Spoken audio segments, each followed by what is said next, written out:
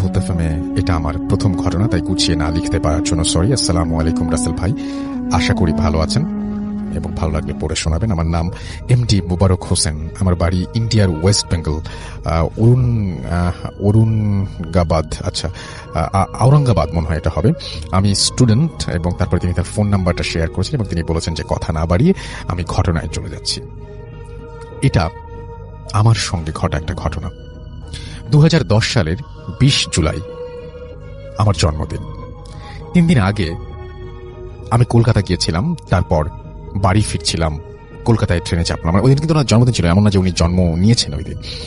তিনি বলছেন যে আমি কলকাতা গিয়েছিলাম, তারপর বাড়ি ফিরছিলাম, কলকাতারই ট্রেনে চাপলাম 6:50 7 ঘন্টার যাত্রা ট্রেনে। ওঠার পরে আমি কিছুক্ষণ দাঁড়িয়ে থাকি, তারপর একটা সিট পাই আর সেখানে বসি।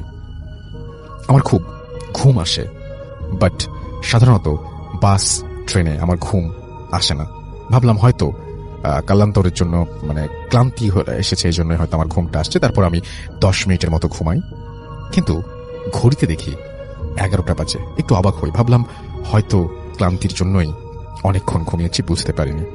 তারপর যখন আমি ঘুম থেকে উঠেই তখন দেখি, আমি এটা দেখার জন্য আমি একেবারেই প্রস্তুত ছিলাম না। আমি দেখি যে আমি যে বগিতে চেপে আছি সেই বগিতে আমি এবং আর 2জন ব্যক্তি, এবং দুজনই খুব অনেক স্পেলিং মিস্টেক, প্রতিটা সমস্যা আছে। দুজনই জুব্বা পরে দাঁড়িয়ে আছে। এখানে অবাক করার মতো ব্যাপার হলো যে আমি যখন ট্রেনে উঠেছিলাম প্রচন্ড ভিড়, বাট ট্রেনে এখন 2জনকে দেখে আমি খুবই অবাক হলাম। এটা আমি কি দেখছি? বাট ওই 2জন ব্যক্তি নর্মাল মানুষের মতোই, কোনো চেঞ্জ নেই। তবুও আমার একটু ভয় লাগছে, একেবারেই নর্মাল, কিন্তু আমার কেন যেন ভয় লাগছে। কারণ আমি যখন ট্রেনে উঠেছিলাম তখন আমি ভিড়ের জন্য কিছুক্ষণ দাঁড়িয়ে থাকতে হয়েছিল আমাকে। তারপর ভেবেছিলাম হয়তো সবাই নেমে গিয়েছে, আবার আমার ঘুম পাচ্ছে। তখন আমি চোখ বন্ধ করিনি। আমি ভাবছিলাম এটা কি প্যারানর্মাল কোনো কিছু হতে পারে কিনা। না, ও সব কিছু না। হঠাৎ করেই আমার মনে হচ্ছে বগিতে অনেক লোকজন আছে, মনে হচ্ছে লোকজনের ভয়েস শুনতে পাচ্ছি।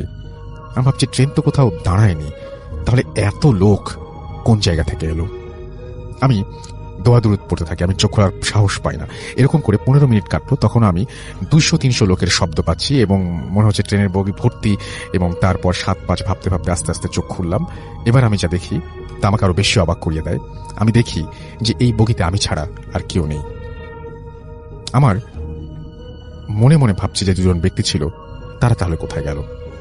এবার আমি আরো ভয় পাই। আমাকে আরো 2 ঘন্টা ট্রেনে থাকতে হবে। কি করে থাকবো? আমি একাই, এবং এই দোয়া আরো বেশি বেশি করে পড়তে লাগলাম। আর আমার চোখ আমি বন্ধ করে নিলাম। চোখ বন্ধ করার সঙ্গে সঙ্গেই আমার মনে হচ্ছে আবারও বগি ভর্তি লোক। আমি এবার ভাবলাম আমি আর চোখ খুলব না। তারপর আমি চোখ খুললাম না। 2 ঘন্টা কিভাবে কাটবে এটাই আমার মেইন ভাবনা ছিল। এবং তখন মনে হচ্ছিল যে 2 ঘন্টা না, আসলে আমাকে 2 দিন কাটাতে হবে। বাট আমি ভাবছি যে একবার চোখ খুলে দেখি, আবার ভয়ও করছে। 1 ঘন্টা পর আবার চোখ খুললাম। প্রিয় লিসেনার, এই এপিসোডটি খুবই ভয়ানক একটি এপিসোড, কেননা এই এপিসোডের মধ্যে আপনারা শুনতে পাবেন ট্রেনের ভয়ানক ঘটনা এবং আরো অনেক ঘটনা শুনতে পাবেন যা শুধু ভয়ানক ঘটনা, বাছাইকৃত ভয়ানক ঘটনা। আপনারা যারা প্রতিনিয়ত এই ধরনের বাছাই করা ভয়ানক ঘটনা শুনতে চান তারা অবশ্যই এই চ্যানেলটি সাবস্ক্রাইব করে নেবেন। এই চ্যানেলের মধ্যে আপনারা এখন থেকে প্রতিনিয়ত রাত 10টা বাজে সব থেকে বাছাই করা ভয়ানক ঘটনাগুলো শুনতে পাবেন। তবে কার ঘটনা সব থেকে আপনাদের মাঝে ভালো লাগে অবশ্যই কমেন্ট বক্সে জানিয়ে দেবেন। আমি পরবর্তী এপিসোডে তারই ঘটনা সব থেকে বেশি করে দেওয়ার চেষ্টা করব। তাহলে চলুন এই ভিডিওর মধ্যে একটি লাইক দিয়ে আমরা প্রত্যেকটা ঘটনা শেষ পর্যন্ত শুনে আসি। বাট এবার আমি যেটা দেখি যে ট্রেনে এত কিছু হবার পরও আমি এটা ভাবিনি যে আমি যা দেখলাম যে 2জন ব্যক্তি, একজন এক পাশে দাঁড়িয়ে, কিন্তু এবার 2জন ব্যক্তিকে মনে হচ্ছে যে ওরা মানুষ, কারণ সাদা জুব্বা পরে আছে। বিভৎস মানুষ না, বিভৎস চেহারা, 4 ফুট লম্বা হবে, চোখগুলো অনেক বড় এবং সাদা জুব্বা পরে আছে এবং বিভৎস চেহারা, 4 ফুট লম্বা, তার খুব বেশি লম্বাও না, এবং বড় লাল রঙের চোখ, এবং সেই চোখের মধ্যে কোনো কিছু নেই এরকম মনে হচ্ছে, এবং হাতে একটা লাঠি, লম্বা চুল। ওই 2জন দেখতে একই, কোনো পার্থক্য নেই 2জনের মধ্যে। এবার আমি খুব ভয় পাই আর মনে মনে দোয়া পড়তে থাকি। আর একবার এদিক আরেকবার ওদের দিকে তাকাচ্ছি। আমি ভুলে গিয়েছিলাম যে চোখ বন্ধ করলে একটু সাহস পাই। হঠাৎ মনে পড়লো, তারপর আবার চোখ বন্ধ করলাম আর দোয়া পড়তে থাকলাম। আমার মনে মনে ভাবছি যে এইটা কি ঘটছে আমার সাথে, আমি চোখ খুলতে পারছি না। আবার মনে হচ্ছে ওই 2জন আমার কাছে আসছে, কাছে, খুব কাছে আছে, আমাকে যদি কিছু করে, চোখ খুললেই আবার সেই বিভৎস চেহারা। তারপর মনে হলো ট্রেনটি আসতে মানে আস্তে আস্তে থামছে। আমি ভাবলাম যে কোনো একটা স্টপেজ এসছে মনে হয়। ট্রেনটি থামতেই আমি চোখ খুললাম আর কোনো দিকে না তাকিয়ে গেটের কাছে গেলাম আর দেখলাম যে না, এটা কোনো মানে স্টপেজ না, এর কোনো স্টেশন না। আমার যেখানে ট্রেন থামবে সেটা আসতে আরো 20 মিনিট বাকি। ঘড়িতে তখন 12:40 এবং এবার আমি কি করব? আমি পিছনে তাকাতেও সাহস পাচ্ছি না, সিটে বসতেও পারছি না। ওই বিভৎস মুখগুলো আমার সামনে, আমাকে আবারও দেখতে হবে সেগুলো, এটাও ভাবছি। এবং ঠিক তখনই আমার মনে হয় যে কেউ যদি আমাকে এখন ধাক্কা দিয়ে ফেলে দেয়। আবার এটাও ভাবছি যে সেই বিভৎস মুখগুলো দেখে আমি যদি সেন্সলেস হয়ে যাই, আমি কোথায় নামবো, কি করব, এগুলোই ভাবছিলাম। আর 10-15 মিনিট সেন্সলেস হলেই তো আমি শেষ। আমি গেটের বাইরে তাকিয়ে রইলাম আর ট্রেনের গেটের দুই পাশের যে রড বা লোহা আছে সেগুলো শক্ত করে ধরে রাখলাম। 7-5 ভাবতে ভাবতে দেখি ট্রেনটি আস্তে আস্তে স্টেশনে ঢুকছে। আমি একটু সাহস পেলাম। এবার আমি ট্রেন থেকে নেমে যাব। ট্রেন দাঁড়ালো, আমি নামলাম। তারপর আমি দেখলাম আমার পেছনে আরো 5-7 জন ব্যক্তি নামলো আর দেখি আমার বগি ভর্তি লোক। আমি ভাবছি আমার সঙ্গে এটা কি ঘটলো। তারপর আমি ওই ব্যক্তিদের জিজ্ঞাসা করলাম, আপনারা কোথা থেকে এসেছেন? ওরা বলল কলকাতা। আমি পাগল হয়ে গেলাম। ঘটনাটা এখানেই শেষ হলে ভালো হতো, কিন্তু হলো না। আমি দেখি যে ঘড়িতে 1:05। এত রাতে কি করে বাড়ি যাব? তারপর আমার সঙ্গে এত কিছু ঘটেছে। আমি যদি সেন্সলেস হয়ে মানে আমি যদি মানে বেশ ভয় পাচ্ছিলাম। যাই হোক, আমি একটা রিক্সা পেলাম এবং আমাদের দিকে সে যাবে এবং সেই স্টপেজ থেকে বা স্টেশন থেকে 4 কিলোমিটার দূরে। এবং আমি রাস্তা দিয়ে যাব নাকি ট্রেনেই যাব এটা ভাবছিলাম ওই সময়। আমি ঠিক আপনার লেখাটা আসলে বুঝতে পারছি না, খুব অন্যরকম লাগছে লেখাটা। যাই হোক, এবং তারপরে আমি একটু দেখলাম যে আচ্ছা, তিনি বলছেন যে আমি ভাবলাম যে কোন একজনের সাথে যাব। একজনকে পেয়ে গেলাম এবং তার সঙ্গে গেলাম এবং রাস্তা দিয়ে হেঁটে 4 কিলোমিটার মতো। এবং ভাবতে ভাবতে ওনার পেছনে হাঁটতে লাগলাম। একটা সিগারেট ধরলাম, ওই ব্যক্তিকে একটা সিগারেট দিলাম। দুজনে একসাথে খেতে খেতে 1 কিলোমিটার এলাম এবং ওই ব্যক্তি আমার সাথে বাড়ি চললো। তারপর আমি যা দেখলাম, রেল লাইনের দুপাশে কবরস্থান আর কবরস্থান, হাজার হাজার মানুষের ভিড়। সবাই একটা করে মানে মানুষের সাথে মানে সাদা জব্বা পরা এবং তারা হচ্ছে ওখানে বসে আছে। এবং সেই দুজন জব্বা পরা লোককে আমি আবারও সেই কবরস্থানের কাছে দেখলাম। তারপর দুজনে আমার দিকে মানে দুজনে আমার কাছে চলে আসলো খুবই। এবং আমার মনে হলো যে তারা আমাকে ধরেছে এবং তারা আমার গলা বন্ধ হয়ে আসছিল। আমি দুজনকে জোরে 2 হাত দিয়ে ধাক্কা দিয়ে দুই পাশে তারা ধাক্কা দিলাম এবং দুই পাশে তারা পড়ে গেল এবং আমি জোরে ছুটতে লাগলাম। এবং এরপরে আমি আমার বাসায় নিজেকে আমার নিচের বেডে আবিষ্কার করলাম। আমাদের গ্রামের একজন বলল যে আমি রাতে আম কুড়াতে গিয়েছিলাম, তখন তোমাকে দেখি যে তুমি শূন্যে ভেসে আছো এবং আমি তোমাকে টাচ করতে গেলে দেখি যে তুমি নিচে পড়ে আছো। এবং তারপর একটা হুজুরের কাছে আমি যাই এবং সেই হুজুরটি আমাকে তেল পড়া দিয়ে সুস্থ করেন আর কি। তো যাই হোক, লেখাটা মানে গল্পটা স্টোরিটা খুব মজার ছিল আমি যখন পড়েছিলাম, কিন্তু স্টোরিটা একটু এলোমেলো করে লেখা, যার জন্য হয়তো আপনাদের বুঝতে সমস্যা হলো। বাট স্টোরিটা সেটা হচ্ছে, আমি যদি একটু গুছিয়ে বলি আপনাকে, যে উনি একটা ট্রেনে ট্রাভেল করছিলেন এবং সেই ট্রেনে ট্রাভেল করার পরে উনি যখন দেখেন যে চোখ বন্ধ করেছিলেন, তখন দেখেন যে ট্রেনের মধ্যে তখন মনে হচ্ছিল যে অনেক মানুষ। আবার চোখ খুলতে দেখেন যে 2 সাদা জব্বা পরা লোক দাঁড়িয়ে আছে। আবারও চোখ বন্ধ করেন তিনি, যে হয়তো এটা ভুল দেখছেন। এবং তারপরে যখন তিনি আবারও চোখ খোলেন তখন দেখেন যে ট্রেনের মধ্যে অনেক মানুষ, না ট্রেনের মধ্যে কেউ নাই, কিন্তু চোখ বন্ধ করা অবস্থা তার মনে হচ্ছিল অনেক মানুষ। এবং তিনি দেখতে পান সেই জব্বা পরা 2 লোককে আরো বিভৎস অবস্থায়। এবং তিনি একটা সময় ভয় পেয়ে উঠে গিয়ে ট্রেনের দরজায় দাঁড়িয়ে থাকেন এবং সেখানে দাঁড়িয়ে তিনি ভাবছিলেন যে আমি ট্রেনের ভেতরে গেলে তো আবার সেই বিভৎস চেহারা দেখতে হবে, এদিকে পথও আসতে হয়, আমার স্টেশন বা স্টপেজ আসতে অনেক দেরি, কি করবেন এরকম ভাবতে ভাবতে স্টপেজে তিনি ঝুঁকে পড়েন। এবং সেইখানেই যখন তিনি নামেন তখন তিনি দেখেন যে ট্রেন থেকে অনেক মানুষ বের হচ্ছে। তার মানে ট্রেনে আসলে মানুষ ছিল। এখানে মুশকিলটা হচ্ছে যে তাহলে উনি ট্রেনের মধ্যে শুধুমাত্র 2 জনকে কেন দেখছিলেন? এই প্রশ্নের কোনো উত্তর নেই। এইটাই রহস্যের জায়গাটা। এবং তিনি যখন বাড়িতে ফিরে যাচ্ছিলেন, সেই মুহূর্তেও তিনি দেখেন যে তিনি একজন লোককে রাস্তায় পেয়ে যান এবং তার সঙ্গে যাচ্ছিলেন। এবং একটা পর্যায়ে তিনি নিজেকে আবিষ্কার করেন যে তিনি তার 2 জন মানে যে রেল স্টেশনের কাছাকাছি কোনো একটা জায়গায়, সেখানে 2 পাশে কবরস্থান ছিল এবং সেই 2 জন লোককে তিনি আবার দেখতে পান এবং একসময় অনুভব করেন যে তারা তার কাছে চলে আসে এবং তাকে আক্রমণ করে। এবং তাদের কাছ থেকে ছাড়া পেয়ে নিজেকে ছাড়িয়ে নিয়ে কোনোভাবে তিনি দৌড়াতে শুরু করেন এবং একসময় সম্ভবত সেন্সলেস হয়ে যান। এবং এরপরে তিনি তার বাসায় নিজেকে আবিষ্কার করেন। এই 2 জন লোক তাহলে আসলে কে ছিল? এটাই হচ্ছে এই গল্পের মূল রহস্যের জায়গাটা। এবং তাদেরকে কেন অনেকের ভিড়েও আর কাউকে না দেখে তাদেরকেই তিনি দেখতে পাচ্ছিলেন এবং তারা কিভাবে ট্রেন থেকে নেমে যাবার পরেও আবার তার সঙ্গী হলেন এবং তার সঙ্গে আসলেন, এইটাও একটা রহস্যেরই ব্যাপার।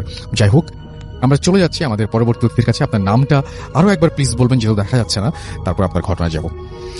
হ্যাঁ, আমার নাম হলো কৌশিক। জি। তো ঘটনা আরেকটি আছে, ছোটই ঘটনা, বেশি একটা বড় না। তো এই ঘটনাটা ছিল আমার নানি বাড়ি। আমার নানি বাড়িটা হচ্ছে গ্রিন রোডে। জি।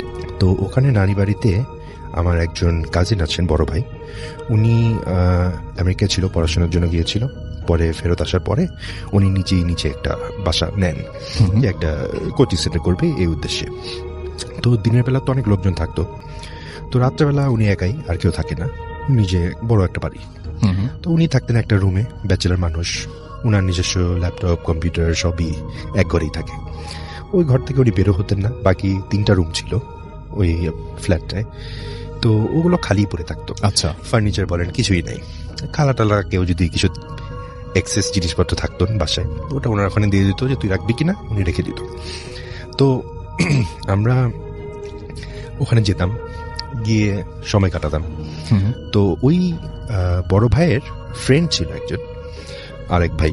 তো উনি আসতেন ওখানে মাঝে মাঝে, আমি অন্য আমার যে কাজিনরা ছিল তাদের থেকে ওনার গল্প শুনতাম যে ভাইয়া তো অনেক কিছুই করতে পারে, অনেক আজগুবি ব্যাপার স্যাপার আছে ওনার মধ্যে। উনি আমার মনে হয় খুব একটা নর্মাল ছিলেন না। তো ওনাকে আমি যেদিন প্রথম দেখলাম লম্বা একটা মানুষ, স্বাস্থ্য টাস্থ্য গঠন বেশ ভালো। তো উনি চুল নেই মাথায়। আমি ওনাকে এক পর্যায়ে জিজ্ঞেস করেছিলাম যে ভাই, জি, আপনার এরকম বয়সে মাথায় চুল নাই, সেটা কারণ কি?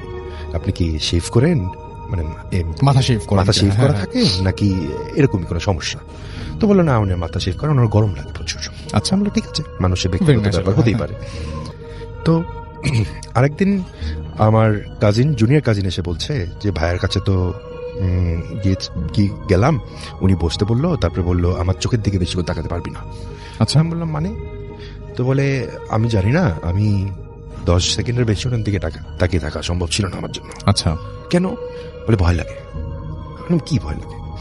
তো তারপরে টার্গেট করলাম, ঠিক আছে ভাই আসলে আমি একদিন নিজেই ওনাকে বলবো যে ভাই আপনি আমার চোখের দিকে তাকান, বা আমি আপনার চোখের দিকে তাকাই, দেখি আপনি পারেন কি, আমি পারি কিনা।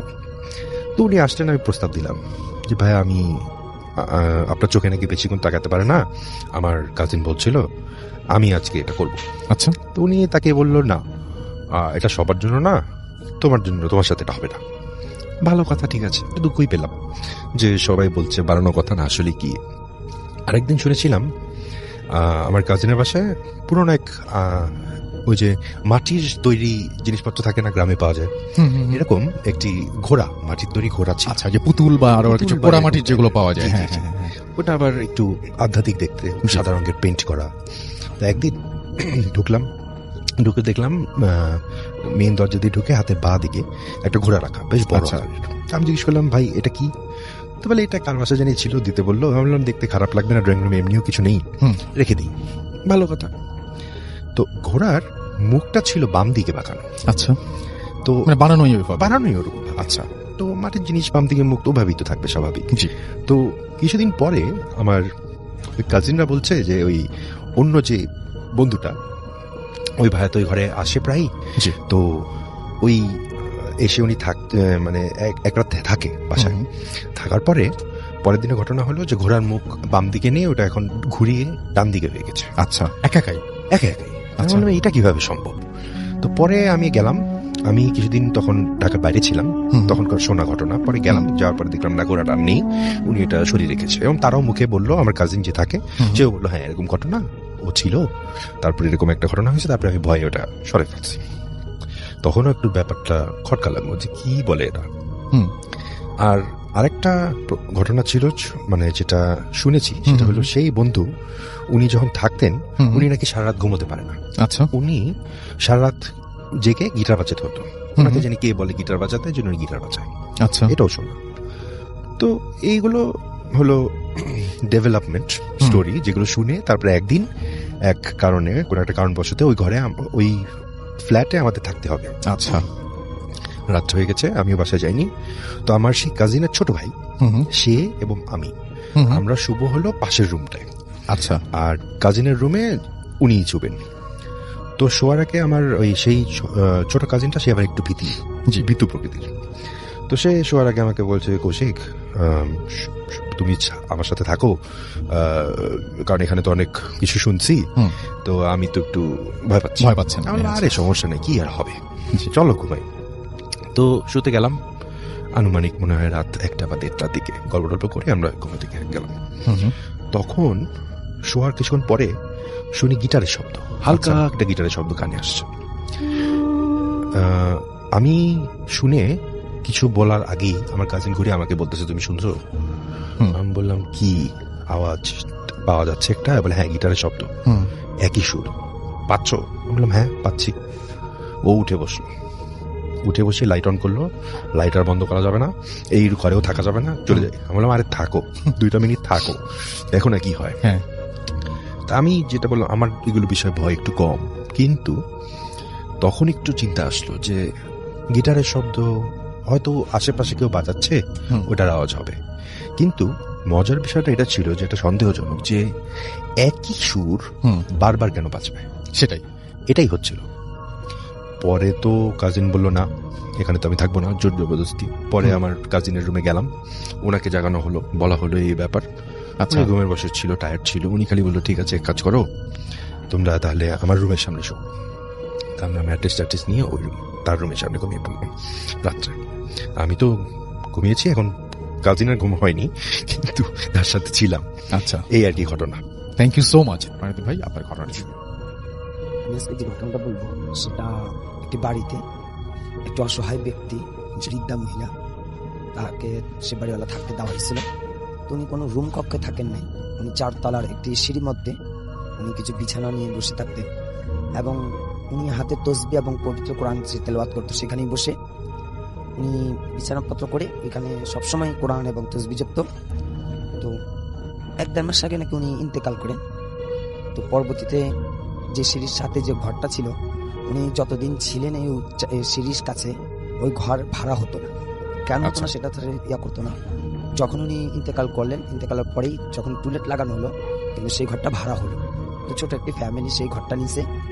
তো বেশ সপ্তাহখানেক ওনারা এমনভাবে রাত্রিবেলায় কিছু শব্দ পেত সেই ঘরটাতে।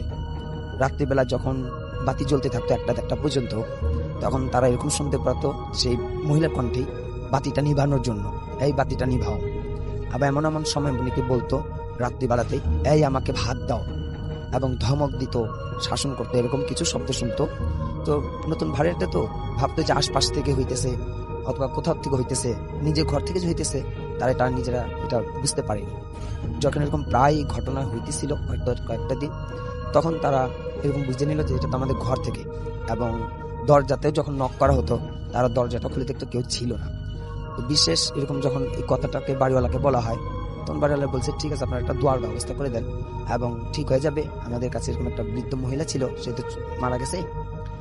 তারপরে দোয়া আয়োজন করা হয়েছিল, এরপরও সেই শব্দগুলো হয়।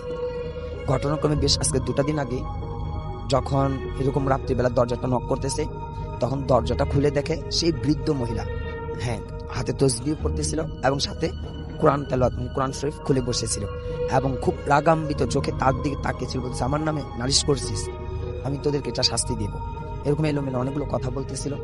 তখন তারা সেই বাড়িওয়ালার কাছে অভিযোগ করে, সেটা বাড়িওয়ালা বলতেছে ঠিক আছে এটা আমি ব্যবস্থা নেব।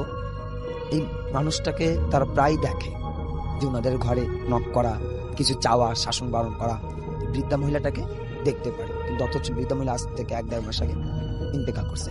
এটাই আমার ছিল ঘটনা ভাইয়া। Thank you so much. তো আমি আপনাদেরকে শোনাচ্ছি আমাদের আজকের প্রথম অডিও ক্লিপটি, আশা করছি ভালো লাগবে।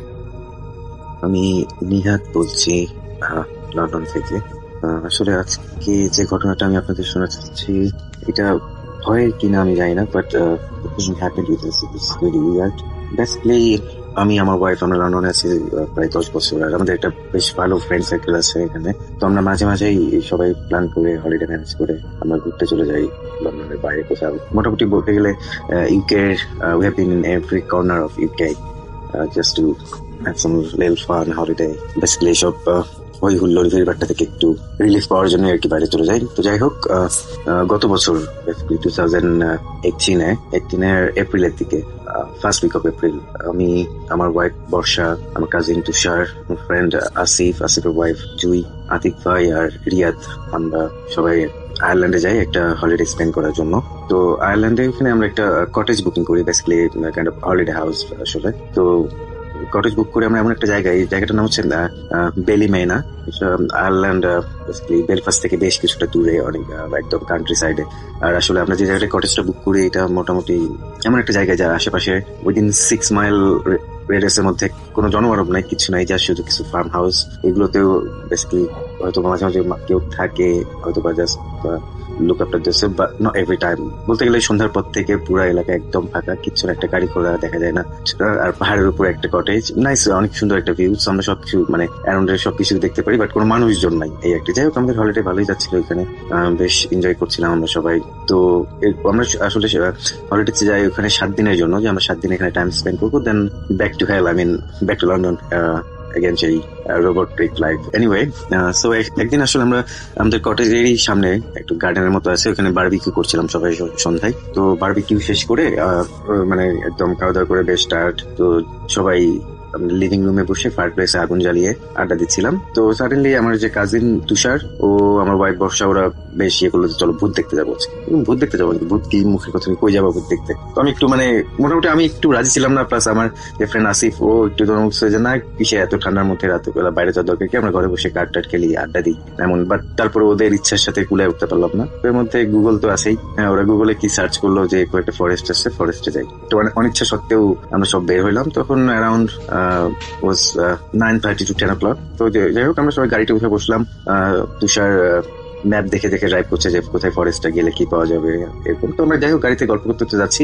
তো যেতে যেতে এমনি আমরা সব কাইন্ড অফ ভূতের গল্প যে যা জানি একজন একজনের সাথে শেয়ার করতেছিলাম, জাস্ট একটু পরিবেশটা একটু ভৌতিক করার জন্য। আর আসলে যখন আমরা বেরোচ্ছিলাম এতটা অন্ধকার, এত ডার্ক চারিপাশে, মানে জাস্ট আমাদের গাড়িটা চলতেছে, যতটুকু গাড়ির হেডলাইটের আলোটা যাচ্ছে এতটুকুই দেখা যাচ্ছে, বাকি চারপাশে একদম অন্ধকার। ইভেন তো গাড়ির ভেতরে আমরা একজন আরেকজনকে দেখতে পাচ্ছিলাম, এতটাই ডার্ক ছিল।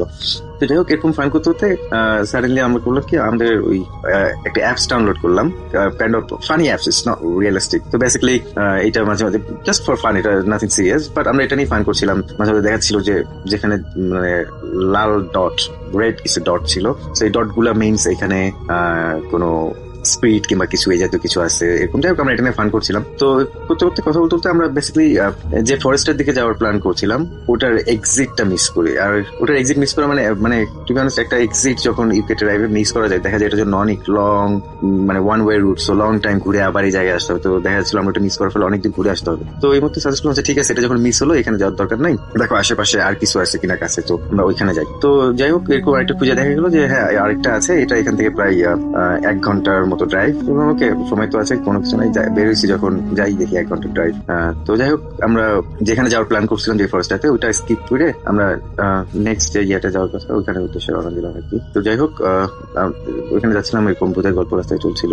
তো যেতে যেতে আমরা একসময় আমাদের গন্তব্যস্থানে পৌঁছাই আর কি। তো ওইখান থেকে মানে রাস্তাটা বর্ণনা যে মাঝখান দিয়ে রাস্তা চিকন সরু রাস্তা, দুই পাশে শুধু গাছগাছালি, আশেপাশে মানে জঙ্গলের মতো, আশেপাশে কিছু নাই। তো আমরা কিছু যেতে ওইখানে একটা মেঠো পথ আর কি, মোটামুটি ওখানে কোনো পিচ ছাড়া রাস্তা নেই। রাইট সাইডে গাড়িটা তুষার ঢুকিয়ে দেয় যে এই যে জঙ্গলের রাস্তা পাইছি, এদিক দিয়ে আমরা জঙ্গলে ড্রাইভ করে চলে যাবো। তো আমি তখনও হেজিটেট করছিলাম, প্লাস আমার ফ্রেন্ডরা ছিল, ওরাও বেশ হেজিটেট যে না কি দরকার, আসছি রাত বিরাতে। বেসিক্যালি ভূতের ভয় তা না, ধরলাম অজানা একটা জায়গা, আগে কখনো আসি নাই, এত রাতে এই জায়গাটা সেফ কিনা, আমরা যাচ্ছি মানে কত রকমের বিপরীত হইতে পারে। তো যাই হোক, এইসব প্ল্যান করে এখন কে শোনে কার কথা। তুষার ড্রাইভ করছিল, সে তো অলরেডি ড্রাইভ করে জঙ্গলের ভিতরে গাড়ি ঢুকাই দেয়। তো যাই হোক, একটু করে যাইতেই রাস্তার মাঝখানে ঠিক মানে যেটা রাস্তা, তো ওইখানে হুট করে দেখি যে সে হার্ট ব্রেক করে। কি হলো হঠাৎ করে হার্ট ব্রেক কেন? তো দেখি যে রাস্তাটা বন্ধ, এখানে কিছু গাছ পড়ে আছে, মানে দেখে বোঝা যাচ্ছে যে অনেকদিন মানে আমি জানি না লাস্ট কবে এই দিক দিয়ে কোনো মানুষজন যাতায়াত করেছে কিনা, কারণ টোটালি যেভাবে গাছটা পড়ে আছে দেখে মনে হচ্ছে এটা অনেকদিন ধরে আছে, রাস্তাটা পুরোটা বন্ধ, তো যাওয়ার কোনো উপায় নাই এইদিকে। আর ইভেন তো রাস্তাটা এত সরু যে ওখানে গাড়ি রিভার্স করা ছাড়া, মানে একদম ব্যাক গিয়ারে পেছন দিকে আসা ছাড়া কোনোভাবেই ঘোরানোর কোনো উপায় নেই আর কি। সো সে আর রাস্তাটা মোটামুটি একটু ঢালুর দিকে যাচ্ছিল, সো রিভার্স করতে দেখা যাচ্ছে যে গাড়ির চাকা আটকে আছে, বাট ওই জায়গাটাই ঘুরছে, বাট গাড়ি পেছনে আসছে না। আর ইভেন তো তখন আমার একটা সিচুয়েশন দেখছে যে আপনাদের মনে হচ্ছে যে ধাক্কা দিতে হবে, বাট ওই সিচুয়েশনে কেউ যে গাড়ি থেকে নেমে আমরা ধাক্কা দেবো পেছন দিকে গাড়িটা আনার জন্য, এমন কারেজ কারো হচ্ছিল না টু বি অনেস্ট। তো যাই হোক, সামহাও আমরা ওখান থেকে বের হয়ে আসি, কি বের হয়ে মানে গাড়িটা ঘুরাইতে পারি। তো গাড়ি ঘুরে যখন আসছি, সাডেনলি আমাদের যে অ্যাপসটা ছিল হাতে, তখন আমরা ওটা ফান হিসেবেই নিচ্ছি। তো এখানে সাডেনলি দেখা যাচ্ছে একটা রেড ডট, একদম আর ওটা খুব বেশ নয়েজ করছিল, সামথিং লাইক দ্যাট। লাইক তো যাই হোক, আমরা ওটা নিয়ে তো আসিফ একটু ভীতু টাইপের, প্লাস আমার ওয়াইফ তো এটা নিয়ে বেশ ফান করছিল বসে অনেকক্ষণ। রিয়াজ আতিক ভাই, ওদের কোনো কমেন্টস নাই, ওরা চুপচাপ মানে যে যা বলছে এরকমই। তো আমি মোটামুটি বললাম যে থাক, যাই হোক রাস্তা যেহেতু বন্ধ পাইলাম, সামনে বাধা পাইলাম, দরকার নাই যাওয়ার, চলো ঘোরাঘুরি তো হইলেই ভাই চলে যায় যে বাসায় যেই কটেজে যেই আড্ডা দিয়ে আর কি। তো সাডেনলি হলো কি রাসেল ভাই গাড়ি ঘুরে, তো বললাম তুষার যখন গাড়িটা ঘুরলো, আমরা বললাম ঠিক আছে আমরা যেদিক দিয়ে আসছি ওদিক দিয়ে তো বের হয়ে যাবো, এখন আমরা বেশি দূর আসি নাই। তো সাডেনলি সে কি করলো, গাড়িটা শুধু একটা নির্দিষ্ট একটা সেন্টার ধরে মানে একটা মাঝখানে বেশ কিছু গাছগাছালি বাট মাঝখানে একটুখানি ফাঁকা জায়গা, যেমন ধরেন আমাদের বাসার আঙিনা যেমন হয় যে হয়তো বা গাছগাছালি বাট মাঝখানে সুন্দর রাউন্ড একটা ফাঁকা জায়গা, তো ওইটাকে একটা সেন্টার ধরে তুষার শুধু গাড়িটা ঘুরছে মানে রাউন্ড অ্যাবাউট গাড়ি যেমন ঘুরে সার্কেল করে সেরকম 2-3টা সার্কেল দিচ্ছে আর যখন সার্কেল দিচ্ছে গাড়ি হেডলাইটের আলোয় জঙ্গলের চারিপাশটা মানে আরো ভয়ঙ্কর হয়ে উঠতেছে, মানে যে দিকটা আলো যাচ্ছে সাডেনলি আলো এবং চারিদিকটা অন্ধকার। তো এরকম করতে হুট করে কে পারছে এমন করছে কেন? ঠিক আছে, আমি বেশ সারপ্রাইজ হই। এদিকে আসিফ দুইভাবে ওরা তো জোরে জোরে আয়াতুল কুরসি করা শুরু করে দিচ্ছে, সবাই বলছে লা ইলাহা ইল্লাল্লাহ, মানে কি হচ্ছে? তো আমি হুট করে আমি তুষারের ইমিডিয়েট পেছনেই বসেছিলাম, হুট করে মানে খুব শাউট করে উঠলাম, এই তুষার কি তুমি ফান করতেছো এত রাতে ফাইজাম অনেক, মানে আমি খুব মানে জানি না কেন আমি এরকম আচরণ করলাম, খুব মানে খুব ভয় থেকে কিংবা কিছু থেকে আমি জানি না, ওরা খুব শাউট করে উঠলাম যে তুমি এমন করছো কেন? যাও তো সাডেনলি সে যেন মানে সেন্স ফিরে পেলাম, মানে মনে হচ্ছে যে তার এতক্ষণ যে সে যেটা করছে গাড়িটা যেমন রাউন্ড করে ঘোরাচ্ছিল ওর কোনো সেন্স ছিল না, কিংবা মানে সে ইচ্ছা করে করছিল না, মানে কেন এমন হলো মানে সাডেনলি সে যখন হলো তখন সে ব্রেক করলো, ভাই কি না তুমি এমন ঘুরতেছো কেন, মানে কি একটা অবস্থা। তো এটা বলতে বলতেই তার হেডলাইটটা তখন সামনে সোজাসুজি যে জায়গাটায় পড়ছিল ওই জায়গায় ঠিক দেখি যে একটা কাইন্ড অফ কবর কিনা যায় না বাট একটা মনুমেন্টের মতো ওইখানে লেখায় মানে একজনের নাম হচ্ছে ইঙ্গা মারিয়া। আমি যাই হোক আপনার সুবিধার জন্য আমি লিঙ্কটাও দিয়ে দিচ্ছি আপনাকে, আপনি এটা সম্পর্কে যেটা জানতে পারবেন। আমি কথায় পরে আসছি। তো আমরা ওইখানে দেখলাম এরকম একটা অবস্থা, তো দেখেই যখন সম্বিত ফিরে পেলো তো আমরা যাই হোক ওয়ে আউট দিয়ে বের হয়ে আসলাম এবং মানে বলা বলছে যে কি হইলো মানে বুঝলাম না, খুব একটা বড় বাচ্চা বাসলাম কিংবা মনে হচ্ছিল যে খুব বড় একটা বিপদ হতে যাচ্ছিল কিংবা এমন কিছু, বাট সামহাও আমরা রক্ষা পেয়েছি, জানি না আল্লাহর রহমতে। আমরা তো বেসিক্যালি বর্ষা আমার ওয়াইফ প্লাস তুষার ওরা যতক্ষণ যে জিনিসটা নিয়ে ফান করছিল ওরাও কেমন সবাই কোয়াইট হয়ে গেল, চুপ, মানে কারো মুখে কোনো কথা নেই, জাস্ট সবাই দোয়া কালাম করতেছে এমন। তো অন দ্য ওয়েতে গাড়িতে আস্তে আস্তে আমরা হুট করে সার্চ দিলাম, দেখি আমরা কোন জায়গাটাই, তো ওই জায়গাটাই সার্চ মার ওখানে যে একটা কবরের মতো দেখলাম, একটা গ্রেভিয়ার্ডের মতো জিনিসটা কি, হুট করে কেন আমরা এটা দেখলাম কিংবা এমন কেন হইলো কাহিনীটা। তো আমরা রাসেল আপনি বিশ্বাস করবেন এটা জানি না কোইন্সিডেন্স কিনা, আমরা যখন গুগলে সার্চ দিলাম ওই জায়গাটা সম্পর্কে সাথে সাথে আমরা যেটা পাই যে ইঙ্গা মারিয়া হাউসার নামে একটা মেয়ে ছিল, সে ওইখানে মার্ডার হয় এবং মার্ডারটা হয় 1988 6th of April। সে বেসিক্যালি সে একজন জার্মান নাগরিক, বাট সে সামহাও ওইখানে মিসিং হয় এবং ওই জায়গাটা তার লাশ পাওয়া যায়। এবং রাসেল ভাই সবচেয়ে উইয়ার্ড থিং যেটা যে আমরা যেদিন ওইখানে গিয়েছিলাম সেদিনটা ছিল 6th of April 2018, মানে basically exactly 30th date anniversary of her। Like এটা যখন আমরা দেখি আমরা মানে একজন আরেকজনের মুখ চাওয়া করছিলাম যে এটা কি হইলো বা এটা কেমনে সম্ভব। আমরা তো আরেকটা জঙ্গলে যাওয়ার কথা ছিল, আরেকটা ফরেস্টে, তো আমরা ওইখানে ছিল আমাদের বাসার কাছে, আমরা ওইখানে যাওয়ার কথা, ওইখানে না যেয়ে আমরা স্কিপ করে আরো 1 ঘন্টা ড্রাইভ করে কেন এই জায়গাটায় তাই আসলাম এবং এই জায়গাটায় এসে এই জিনিসটাই কেন আমরা ফেস করলাম এবং ওই দিনটাই কেন 6th of April 1988। So Rasel ভাই আমি এখনো জানি না যে এটার কারণ কি কিংবা এটা কেন হইলো, আমরা নিজেরা গিয়েছিলাম নাকি আমাদের সামহাও এখানে নিয়ে যাওয়া হয়েছিল, I don't really have any clue about this. বা এনিওয়ে এই ছিল ঘটনা, আমি জানি না রাসেল ভাই এটা ভৌতিক কিনা বা এটা কি, আমি বলতে পারি এটা most weird thing happened with us. আর আমি আগেও বলেছি যে আমি আপনাকে লিঙ্কটা পাঠিয়ে দিলাম, আপনি ভেরিফাই করে দেখতে পারেন যে এই জায়গাটাই এটা হয়েছে। সো যাই হোক এই ছিল আজকে ঘটনা, আর আমার কাছে আরো অনেক ঘটনা আছে, ইনশাল্লাহ কখন যদি দেশে আসি আমার খুব ইচ্ছা স্ত্রীতে এসে শেয়ার করবো। সো যাই হোক ভালো থাকবেন সবাই, দোয়া করবেন, আল্লাহ হাফিজ। আসসালামু আলাইকুম আসসালাম, আপনার অনেক ডিমান্ড এবং এই ঘটনাটাও আশা করছি যে ভালো হবে। ওকে, ইটস ফয়সাল এগেইন, এসেছে মধ্যবাড্ডা থেকে। জি, তো এখন যে ঘটনাটি বলবো এটা আমার মানে নিজের কাজিনের সঙ্গে ঘটায়, বলা যায় যে এক রাত্রে একটা অভিজ্ঞতা। তো অভিজ্ঞতাটা ছিল বেশি আগের না, 2018 সালের 1 মে ইন্টারন্যাশনাল ওয়ার্কার্স ডে ছুটি ছিল ওই দিন। তো বলে রাখা ভালো একটা প্রতিষ্ঠানে পড়ে, তো কি প্রতিষ্ঠান আমি এটা বলতে যাচ্ছি না কারণ আমাকে নিষেধ করছে, আর এটা আমরা বলবো না কোথায় কি এটা বললাম না। তো আমাদের পাবনা থেকে বেশ দূরে সেই প্রতিষ্ঠানটা, তবে এটুকু বলতে পারি এটা একটা মেডিকেল রিলেটেড প্রতিষ্ঠান। জি। তো দেখা গেছে 1 মের ছুটি, ও আবাসিক হোস্টেলে থাকে। তো সবাই বলছে যে যার মতো বাড়ি চলে গেছে, তো ও যে রুমে থাকে ওকে প্রায় গণরুমই বলা যায়, 25 জন থাকতো। সবাই ওকে নিষেধ করছে তুই থাকিস না, যেহেতু একটু সমস্যা হয়, আগে থেকেই সমস্যা হয়। তো ও আর ওর এক মানে সিনিয়র বড় অপু রাত্রে থাকে, সবাই নিষেধ করে এবং ও জানে যে ওই বড় অপুর কিছু সমস্যা আছে বলতে দেখা যায় রাত্রে তার খিচুনি হচ্ছে বা মানে অ্যাবনর্মাল আচরণ করে, এরকম কিছু করে। তো বলছেন না এটা স্বাভাবিক, আপুর সাথে থাকি, এটা আমি মানিয়ে নিয়েছি, এটা সমস্যা নেই, যেহেতু সামনে পরীক্ষা, পড়াশোনা করতে হবে। তো বলছে দেখে থাকিস, আর যদি কোনো সমস্যা হয় মানে গার্ডকে ফোন দিস, মানে সবাই একটু নিষেধ করে যে থাকিস না। তো বলে যে একদিনের জন্য আমি আবার পাবনা যাবো, আবার আসবো, এটা সমস্যা কাটিয়ে নেবো, কোনো সমস্যা নেই রাত্রে। তো যথারীতি পড়তে বসছে। তো বলে রাখা হলো মানে যথারীতি ছোটখাটো সমস্যা আগে থেকেই ওদের রুমে আছে। তো ও প্রথমে যেটা বলে মানে ওটা যেটা স্টার্ট হয়, ও ওয়াশরুমে যায়। তো ওয়াশরুমে যাওয়া, ও বের হবে আর দরজা মানে বাইরে থেকে লক, তো বাইরে থেকে লক আছেই তো শুধু আপু, তো আপু তো এরকম দুষ্টামিও করে না, তো আপু আপু বলে ডাকছে যে দরজা খুলে দুষ্টামি করো না, আমি মানে বাইরে যাব, পড়তে হবে। তো কিছুক্ষণ টানাটানি করার পরে এমনি খুলে গেছে। তো তাকে দেখো নাই, আপু রুমে আছে, টেবিলে আছে।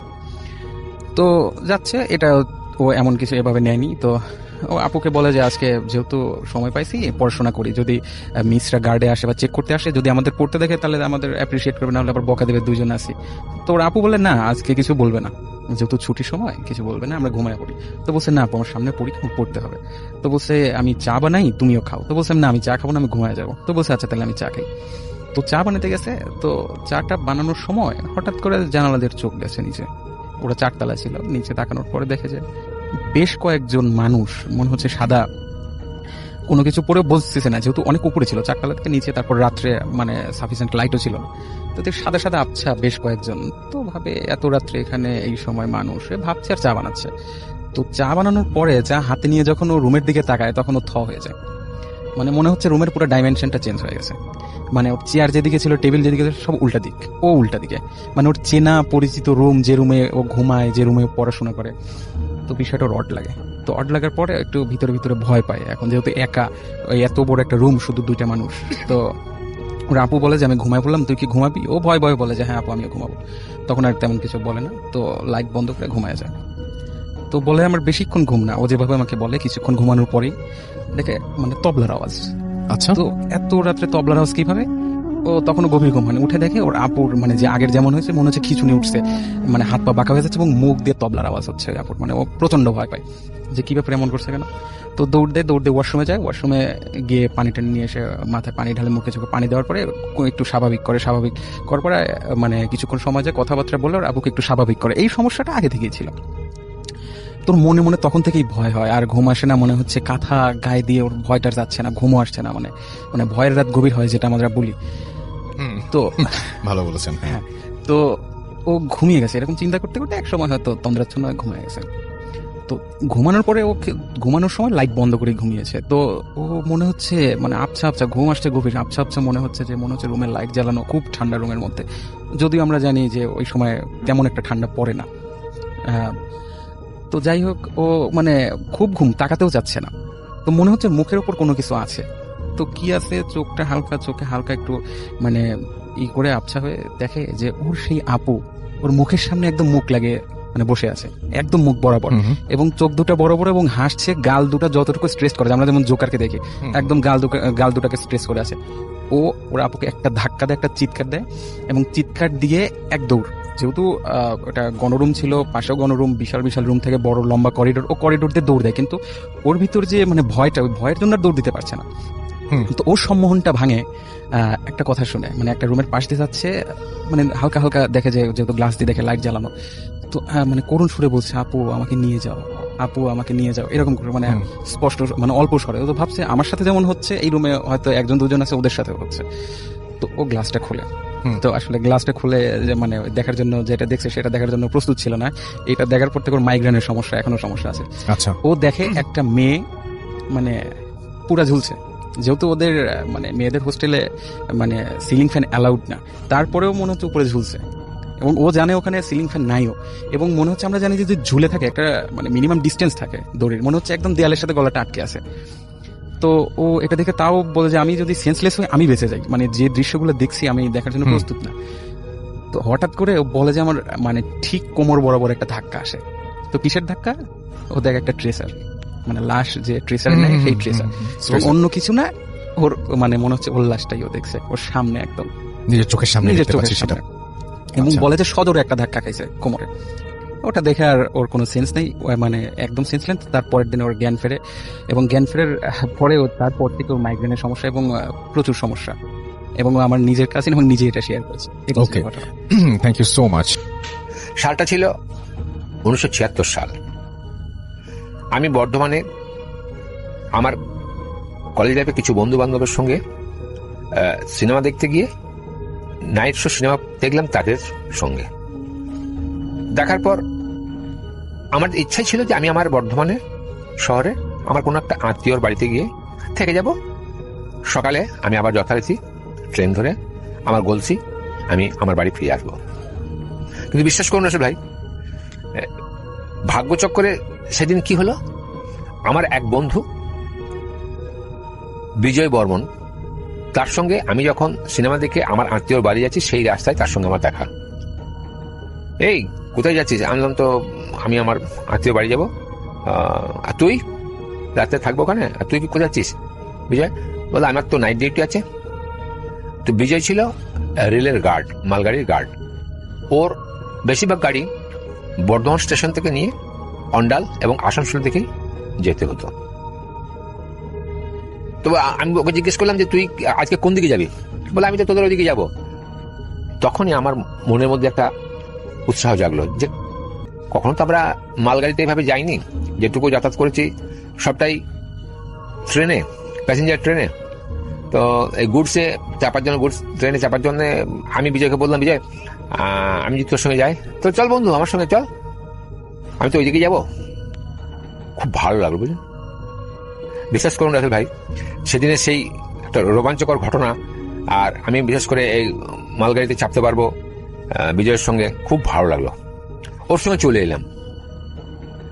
আসার পরে বর্ধমান স্টেশনের ক্যান্টিনে রাতে কিছু রুটি এবং তরকারি খেয়ে নিয়ে ও একটু টিফিন করলো। ওর যে রানিং গার্ডসের কোয়ার্টার, রানিং রুম, সেখানে গিয়ে দুজনে থাকার পরে ওর খবর হলো গাড়ি এবার ও পাচ্ছে, মালগাড়িটা যাচ্ছে, পাবে, যে গাড়িটা ও ধরবে সেটা দাঁড়িয়ে আছে গুড সেটের ভিতরে। তো বর্ধমান মূল স্টেশন থেকে ওটা হাওড়া যেতে গাংপুর আর এর মাঝে যে সাইড লাইন আছে, সেই সাইড লাইনে ঘুরছে গাড়িটা ঢুকে আছে। ড্রাইভার চলে গেল, আমি বিজয়ের সঙ্গে আর যাচ্ছি।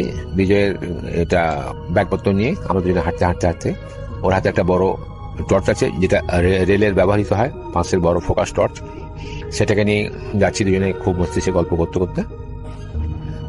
আমি বলছি, এত বড় গাড়ি, তোর কম্পার্টমেন্টটা কোনখানে? বলে, এক পিছনে তো হবেই, চল না, আরো পেছনে, আরো পেছনে। তো বিশ্বাস করুন, যখন 10টা থেকে 15টা বগি পার হবার পরে খুব ঘন অন্ধকার, সময়টা তখন রাত্রি 12:05, সেই সময় আমরা বর্ধমান স্টেশন থেকে পূর্ব দিকে হাওড়া দিকে যাবার পথে আমরা আগিয়ে যাচ্ছি। যখন আমরা ওর সঙ্গে আমি রাস্তা হাঁটছি, ওর গার্ডের কম্পার্টমেন্টে যাবো বলে, তো আমি গল্প করতে করতে ওকে বলছি যে, বিজয় তুই যে নাইটে সমস্ত কিছু যাস বা তোর নাইট শিফটে ডিউটি পড়ে? বলছে, হ্যাঁ। আর তোর জীবনে কি সেরকম কোনো অলৌকিক ঘটনা বা কোনো কিছু দেখেছিস? বলছে, হ্যাঁ বন্ধু, আমার জীবনে অনেক অলৌকিক ঘটনা আমি দেখেছি, যেটা তুই শুনলে সত্যি একটা ভয়ের ব্যাপার হবে বা একটা মন অন্যরকম কিছু দাঁড়াবে। হ্যাঁ, তো আমি তো ভালো হবে, চল যাই, গিয়ে তোর গার্ডের কম্পার্টমেন্টে ওঠার পরে দুজনে মিলে বসে বেশ সুন্দর করে গল্প করবো এবং জানবো বিষয়টা। মানে ঠিক আছে। এই বলতে বলতে গাড়ির কম্পার্টমেন্টে চাপলাম। গাড়িটা মিনিট 5-6 পরে ছাড়লো। গোসটা ছাড়ার পরে গাড়ি বর্ধমান স্টেশন পার হয়ে টোটাল আসানসোলের দিকে যাচ্ছে। তো গাড়ি যেতে যেতে খানা জংশন এবং গলসির মাঝে একটা নির্জন জায়গায় গাড়িটা থেমে গেল। তো ও ভিতরে বসে ওর নিজের কাজটা করছে, পেন পেপার যেটুকু করার দরকার সেটুকু সারছে। আমি উৎসাহ ভরে আগ্রহের সঙ্গে কেমন লাগে বাইরে বেশ এটা আকাশটা দেখার জন্য আমি ওর গার্ডের কম্পার্টমেন্ট থেকে বেরিয়ে যে করিডোরের মতো জায়গাটা করা আছে, বড় চাতালের মতো, আমি সেই জায়গায় দাঁড়িয়ে গেলাম। দাঁড়িয়ে আমার জীবনের একটা চরম জিনিস আমি সেদিন দেখতে পেলাম। রাসেল ভাই, কখনো আমি ভাবতে পারিনি যে আমার জীবনে আমি এই ঘটনা আমি কখনো আমি দেখছি কি একটা মরা মাথার মতো লাফাচ্ছে। মনে হচ্ছে যেন এখনই এটা এই গাড়িতে, এই বিজয়ের মালগাড়িতে তার দেহটা দুফাঁক হয়ে গেছে। তো মাথাটা যখন লাফাচ্ছে, তো আমি নিজেকে তখন ঠিক না রাখতে পেরে আমি ওইখান থেকে গার্ডের বিজয়ের কম্পার্টমেন্টের দিকে যেই ধাওয়া করব, ছুটে আমি তার ওই রুমটার ভিতরে ঢুকবো, ঠিক তখনই দেখতে পাচ্ছি, আমি তাকেই দেখছি মাথাটা নেই, কিন্তু একটা মহিলা, নিচে অংশটা কিচ্ছু নেই, শুধু একটা কাপড় দুলছে, আর সেই মাথাতে এক রাশ চুল নিয়ে শুধু কাঁদছে। কান্নার শব্দটা আমি পরিষ্কার শুনতে পাচ্ছি, কে যেন কাঁদছে। তা আমি ছুটে বিজয়ের কাছকে চলে এলাম। কি হলো রে, তুই এইভাবে ছুটে চলে এলি আমার কাছে? আমি দেখ কি যেন একটা দেখতে পাচ্ছি। কি দেখতে পাচ্ছিস? আমি দেখতে পেলাম যে একটা মাথা যেন লাইনটার উপরে, রেল লাইনের উপরে লাফাচ্ছে। তারপরে দেখতে পেলাম যে আরেকটা মেয়ে ছেলে, তার নিচে অংশে কাপড়টা শুধু দুলছে, তার পা থেকে কিচ্ছু বোঝা যাচ্ছে না, এক রাশ চুল সেই মাথাটার মধ্যে, আর সে মেয়েটা কাঁদছে। বলছে আয় বস, আমার কাছে বস। বসলাম, তার বোতল থেকে জল বার করে আমাকে দিল। আমি দু ঢোক খেলাম, কিন্তু বারবার তাকিয়ে আছি আমি সেই বাইরের দৃশ্যটা দিকে, আর ভাবছি কি দেখলাম। তখন বিজয় আমাকে বলল, তুই কি দেখেছিস বল? আমি এই জিনিস আমি নিজের চোখে দেখলাম। বলছে হ্যাঁ দেখা যায়, সত্যি দেখা যায়। যারা অপঘাতে এইভাবে বা রেলে কাটা যায় বা আত্মহত্যা করে, সেই রকম একটা কিছু। তো জানি না এর মধ্যে সত্যতা আছে কিনা। এই শতাত্মা কুয়াত্মা যেগুলো সাধারণত পৃথিবীর বুকে চালু আছে, প্রচলিত কথা, ভূত প্রেত জিন, তো তার মধ্যে কোনো মিল পাই কিনা। গাড়ি ছেড়ে দিল, আস্তে আস্তে গাড়িটা আমার গোলসি স্টেশনের কাছে এলো। আমি ওকে বললাম, বন্ধু আমাকে যে জায়গায় তুই নামাবি সেটা আমার যেন লেভেল ক্রসিং এর উপরে থাকে। তো গাড়িটা আগিয়ে গেল, ও ভ্যাকুম করে গাড়িটাকে স্লো করে দিল। আমি নামলাম, নামার পর ও টর্চটা দেখালো, বল দেখ তুই কি তোর রাস্তাটা পেয়েছিস? আমি বললাম হ্যাঁ বন্ধু, আমি আমার রাস্তা পেয়েছি, তুই তোর জায়গায় চলে যা। আমি ওইখান থেকে ঊর্ধ্বশ্বাসে ওই মিডনাইটে, রাত্রি তখন প্রায় 1:45 হবে, আমি তখন ছুটতে ছুটতে ছুটতে ছুটতে আমি আমার বাড়ি পৌঁছে গেলাম। এবং এই ছুটতে ছুটতে গিয়ে আমাদের তখন গ্রামের রাস্তা খুব খানাখন্দে ভর্তি, তো কতবার যে আছাড় খেয়েছি, আর ওই দৃশ্য মনে করতে করতে ঘরে এসে পৌঁছেছি। আমার জীবনে একটা চরম অনুভূতি, চরম পাওনা, চরম দৃশ্য। এই ছিল আমার জীবনের চরম একটা ঘটনা। ভালো থাকবেন রাসেল ভাই, সকলকে শুভেচ্ছা জানিয়ে আমার জীবনের একটা ঘটনা নিয়ে এখানে শেষ করলাম। উনি পেশায় একজন গ্রাম্য ডাক্তার ছিলেন। ওনার বাবা ছিলেন লোকমান ডাক্তার, মানে তিনিও একজন গ্রাম্য ডাক্তার ছিলেন। আলামিন ডাক্তারের বয়স ছিল 27 থেকে 28 বছরের মতো। শালনগর ইউনিয়নেই আলামিন ডাক্তারের দোকান ছিল। মানুষ যখন তাদের বাড়িতে ডাক্তার রুগী দেখার জন্য সেখানেও যেত, এবং বাজারে যে দোকান থাকতো, যে চেম্বার ছিল, সেখানেও রুগী আসতো। এইভাবেই আলামিন ডাক্তারের সময় কেটে যাচ্ছিল। কোনো এক বিকেলে আলামিন ডাক্তার অলসভাবে বসেছিল, কোনো রুগী ছিল না।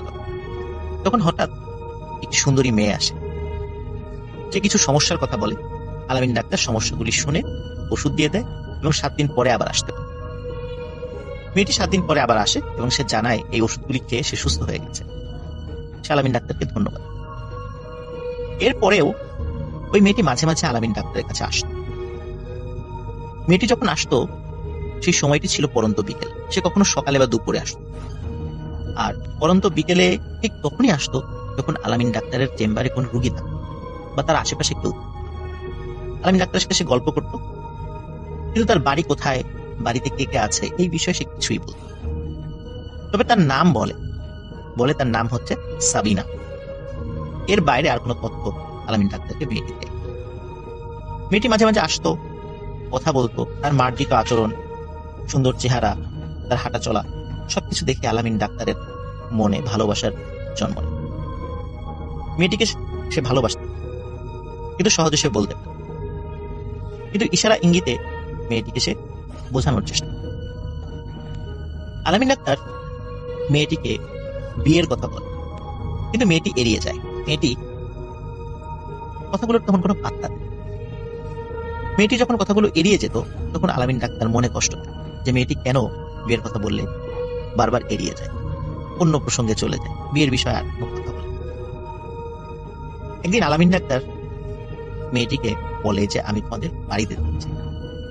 মেয়েটি প্রথমে বলে যে না, আমাদের বাড়িতে যাওয়া যাবে না, আপনি যাবেন না, যাওয়ার দরকার নাই, এই ধরনের কথা বলে। কিন্তু আলামিন ডাক্তার নাছর বান্দা, সে যেতে চায়। মেয়েটি বলে ঠিক আছে, আমি সময় সুযোগ করে একদিন নিয়ে যাব। ঠিক একই রকম ভাবে কোনো এক বিকেলে মেয়েটি আসে। এবার সে সুন্দর একটি শাড়ি পরে এসেছে। শাড়িতে মেয়েটিকে আরো সুন্দর লাগছিল। সাধারণত মেয়েটি যখন আসতো তখন 3 পিস বা সালোয়ার কামিজ এই ধরনের ড্রেস পরে আসতো। ওই দিন আসে এবং আলাপচারিতায় মেয়েটি আলামিন ডাক্তারকে বলে, আপনি আমাদের বাড়িতে যেতে চেয়েছিলেন, যাবেন আজকে? আলামিন ডাক্তার সাথে সাথে রাজি হয়েছে, বলে হ্যাঁ অবশ্যই যাব, কিন্তু এখন তো পরন্ত বিকেল, এখন গিয়ে ফিরতে ফিরতে রাত হয়ে যাবে না তো? মেয়েটি বলে, না কোনো সমস্যা, আমি ব্যবস্থা করি। মেয়েটি আলামিন ডাক্তারকে সাথে নিয়ে বের হয়েছে। শালনগর ইউনিয়ন থেকে বেশ দূরে একটি ঘাট রয়েছে, তার নাম হচ্ছে বানাঘাট। এই বানাঘাট পার হয়ে আলফাডাঙ্গার পানাইল গ্রামে তারা যায়, কিন্তু আলফাডাঙ্গার পানাইল গ্রামে যে যাচ্ছে, এই পানাইল গ্রামের নাম আলামিন ডাক্তার জানত। এবং অ্যাকচুয়ালি যে সে আসলে কোথায় যাচ্ছে এটাও ওই মেয়েটি বলে। মেয়েটি যখন তাকে নিয়ে বের হয়, বের হওয়ার পর প্রথমে একটি গ্রাম পায়, সেই গ্রামের নাম হচ্ছে ভেন্নাতলা বাজার। এই ভেন্নাতলা বাজারের থেকে একটি ভ্যান নিয়ে আগাতে থাকে। আসলে ওই ভেন্নাতলা বাজারটা কিন্তু ওই নদী পার হয়ে, সেখান থেকে ভ্যানে করে যেতে থাকে। যেতে যেতে যেতে যেতে একটি বাগানের কাছে এসে পড়ে। এখানে একটা বিষয় বলে রাখতে হবে, ভেন্নাতলা বাজারে যখন আলামিন ডাক্তার ও সাবিনা নামের ওই মেয়েটি আসার পরে দেখে যে একটি ভ্যান দাঁড়িয়ে আছে। ভ্যানকে ওই সাবিনা নামের ওই মেয়েটি বলে, এই ভ্যান যাবেন? ভ্যানে থাকা যে চালকটি ছিল বলে, হ্যাঁ যাব। আর কোনো কথা বলে, দুজন উঠে বসে ভ্যান চলতে, এবং ভ্যানের গতি স্বাভাবিক ভ্যানের যে গতি থাকে, পা চালিত ভ্যান, অনেক অনেক বেশি গতি ছিল। এবং ভ্যানালাও কিছু বলে না, সাবিনা নামের ওই মেয়েটিও কিছু। দুজনই চুপ, কিন্তু ভ্যানালা কিন্তু তার মতো করে ভ্যান চালিয়ে যাচ্ছে। চালাতে চালাতে একটি বাগানের পাশে এসে ভ্যান, আলামিন কিন্তু জানছিল না যে এটি আসলে কোন গ্রাম। তো এই গ্রামটি ছিল আলফাডাঙ্গার পানাইল। যাই হোক, বাগানের কাছে এসে ভ্যানটি থামে। বাগান থেকে বেশ কিছুটা দূরে আরেকটি ছোট্ট বাজার রয়েছে, 3-4টা দোকান রয়েছে। ওই বাজারটা পার হয়ে তারা তো ভ্যান থেকে নেমে আলামিন ডাক্তার এবং সাবিনা নামের মেয়েটি হাঁটতে বাগানে। অন্ধকার বাগান, কোনো আলো তেমন নেই, চাঁদের আলোতে যতটুকু দেখছে। তখন আলামিন ডাক্তার ওই সাবিনা নামের ওই মেয়েটিকে বলে, তুমি প্রতিদিন এই বাগান পার হয়ে আসো, আবার যাও, তোমার তো যেতে যেতে বিকালে যখন আমার কাছে আসো, আবার যখন যাও তখন থেকে সন্ধ্যা হয়ে যায়, এরকম তোমার একা একাই বাগান পার হয়ে যেতে ভয় লাগে না? তখন মেয়েটি বলে, না আমার ভয় লাগে, আমি সবসময় আসা যাওয়া করি তো, এই জন্য রাস্তাঘাট আমার চেনা, এই জন্য আমার ভয় লাগে। আলামিন ডাক্তার বলে, তবুও রাতের বেলা একটা মেয়ের চলাফেরা হয়তো লাগার কথা। তখন মেয়েটি বলে, আমি এই এলাকারই মেয়ে, আমাকে সবাই চেনে, আমি কাউকে ভয় করি, আর কেউ আমাকে কিছু বলবেও। যাই হোক, আলামিন ডাক্তার এই বিষয়টা নিয়ে আর কোনো কথা বলায়। হাঁটতে হাঁটতে বাগানের ঠিক ওই পাশে তারা চলে যায়, মানে উল্টো পাশে চলে যায়। উল্টো পাশে গিয়ে আলামিন ডাক্তার দুটি ঘর, একটি টিনের ঘর আর একটি শনের। আমরা গ্রামে কিন্তু শনের ঘরগুলো আমরা দেখছি। তো টিনের ঘরে 3জন মানুষ আছে, 2জন বয়স্ক মানুষ আর একটি ছোট ছেলে। তখন ওই মেয়েটি পরিচয় করিয়ে দেয়, এটি আমার মা, এটি আমার বাবা, এটি আমার ছোট। আলামিন ডাক্তার অদ্ভুত হয়ে দেখে এই 3জনের চেহারাই অনেক সুন্দর। তাদের 2জনের, বিশেষ করে মেয়েটির মা বাবা বয়স হয়ে গেল, তাদের চেহারা অনেক সুন্দর লাগছিল। আলামিন ডাক্তার বেশ অবাক, তবে এটি সে একদম স্বাভাবিকভাবেই নিয়েছে। যেহেতু বাড়িতে গেস্ট এসেছে, গেস্টকে আপ্যায়ন করে তার সাধ্য। আলামিন ডাক্তার খাওয়া দাওয়া করে, ওই মেয়েটির মা বাবার সাথে কথা বলে, তার ভাইয়ের সাথেও কথা বলে। তার ভাইটি তখন লেখাপড়া করছে। একদম স্বাভাবিকভাবে সবকিছু চলছে। খাওয়া দাওয়া শেষে মেয়েটি বলে, চলুন আপনাকে এগিয়ে দিচ্ছি। আলামিন ডাক্তার বলে, না না, আমি একাই যেতে পারবো, তোমাকে আর কষ্ট করে এই বাগানের মধ্যে দিয়ে আসতে হবে। মেয়েটি বলল, না কোনো সমস্যা নেই, আমি আপনাকে এগিয়ে দিচ্ছি। মেয়েটি বাগান পার করে দিয়ে আলামিন ডাক্তারকে এগিয়ে দেয়।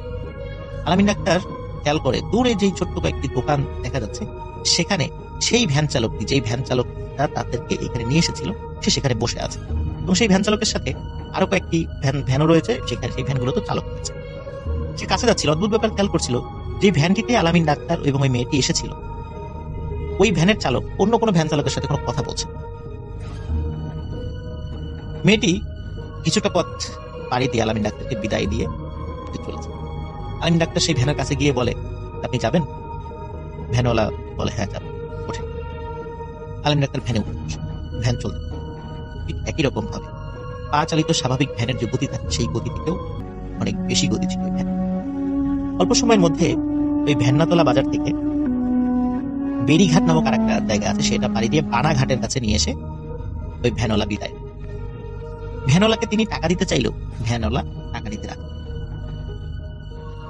এর মধ্যে আলামিন ডাক্তার হিসাব করে যে বানাঘাট থেকে বেরিঘাটের যে দূরত্ব, এই দূরত্ব প্রায় 4 থেকে 5 কিলোমিটার। এবং ওই ভেন্নাতলা বাজারের দূরত্বও ওই বেরিঘাট থেকেও আরো অনেক দূর, কিন্তু ঠিক কতটুকু দূর এটি সে বলতে পারছে না। এবং আলামিন ডাক্তার যখন ফিরে আসছে তখন ঘড়িতে যে কয়টা বাজে এটিও তিনি বুঝতে পারছিলেন, কারণ তার হাতে কোনো ঘড়ি ছিল। যাই হোক, আলামিন ডাক্তার চলে আসে বাড়িতে এসে এই প্রথম আলামিন ডাক্তার ওই মেয়ে সম্পর্কে কাউকে কিছু বলে। এতদিন আলামিন ডাক্তার ওই মেয়ে সম্পর্কে কাউকে কিছু বলে। সর্বপ্রথম যাদেরকে বলে তারা আলামিন ডাক্তারের মা। তার মা বাবাকে বলে যে আমি একটা মেয়েকে পছন্দ করেছি, ওই মেয়েটির দেখতে এমন, তার বাড়ি এইদিকে, তোমরা আমার সাথে ওই মেয়েটিকে দেখতে যাবা। মেয়েটির মা বাবার সাথে কথা বলে। তো ছেলের আসলে বিয়ের বয়স হয়ে গিয়েছিল, তারপর ছেলে যেহেতু একটা মেয়ে পছন্দ করেছে, মা বাবা রাজি হয়েছে। এখন আলামিন ডাক্তারের দায়িত্ব ছিল ওই মেয়েটিকে বলে একটা তারিখ ফিক্স করা, যেই তারিখে আলামিন ডাক্তারের মা বাবা তাদের বাড়িতে যাবে। আলামিন ডাক্তার অপেক্ষা করছিল কবে ওই মেয়েটি আসে। মেয়েটি তো প্রতিদিন আসতো, মাঝে মাঝে আসতো। তো এই যে মাঝে মাঝে আসা, কথা বলা, এর মধ্যে দিয়ে কিন্তু 2-3 বছর কেটে গেছে। আলামিন ডাক্তারের বয়স 30+ হয়ে গেছে। তো মেয়েটি আসে একদিন, ঠিক একই রকম ভাবে পড়া। মেয়েটি আসার পরে আলামিন ডাক্তার বলে যে আমার মা বাবা এবং আমি তোমাদের বাড়িতে যেতে চাই, আমার মা বাবা তোমার মা বাবার সাথে কথা বলবে।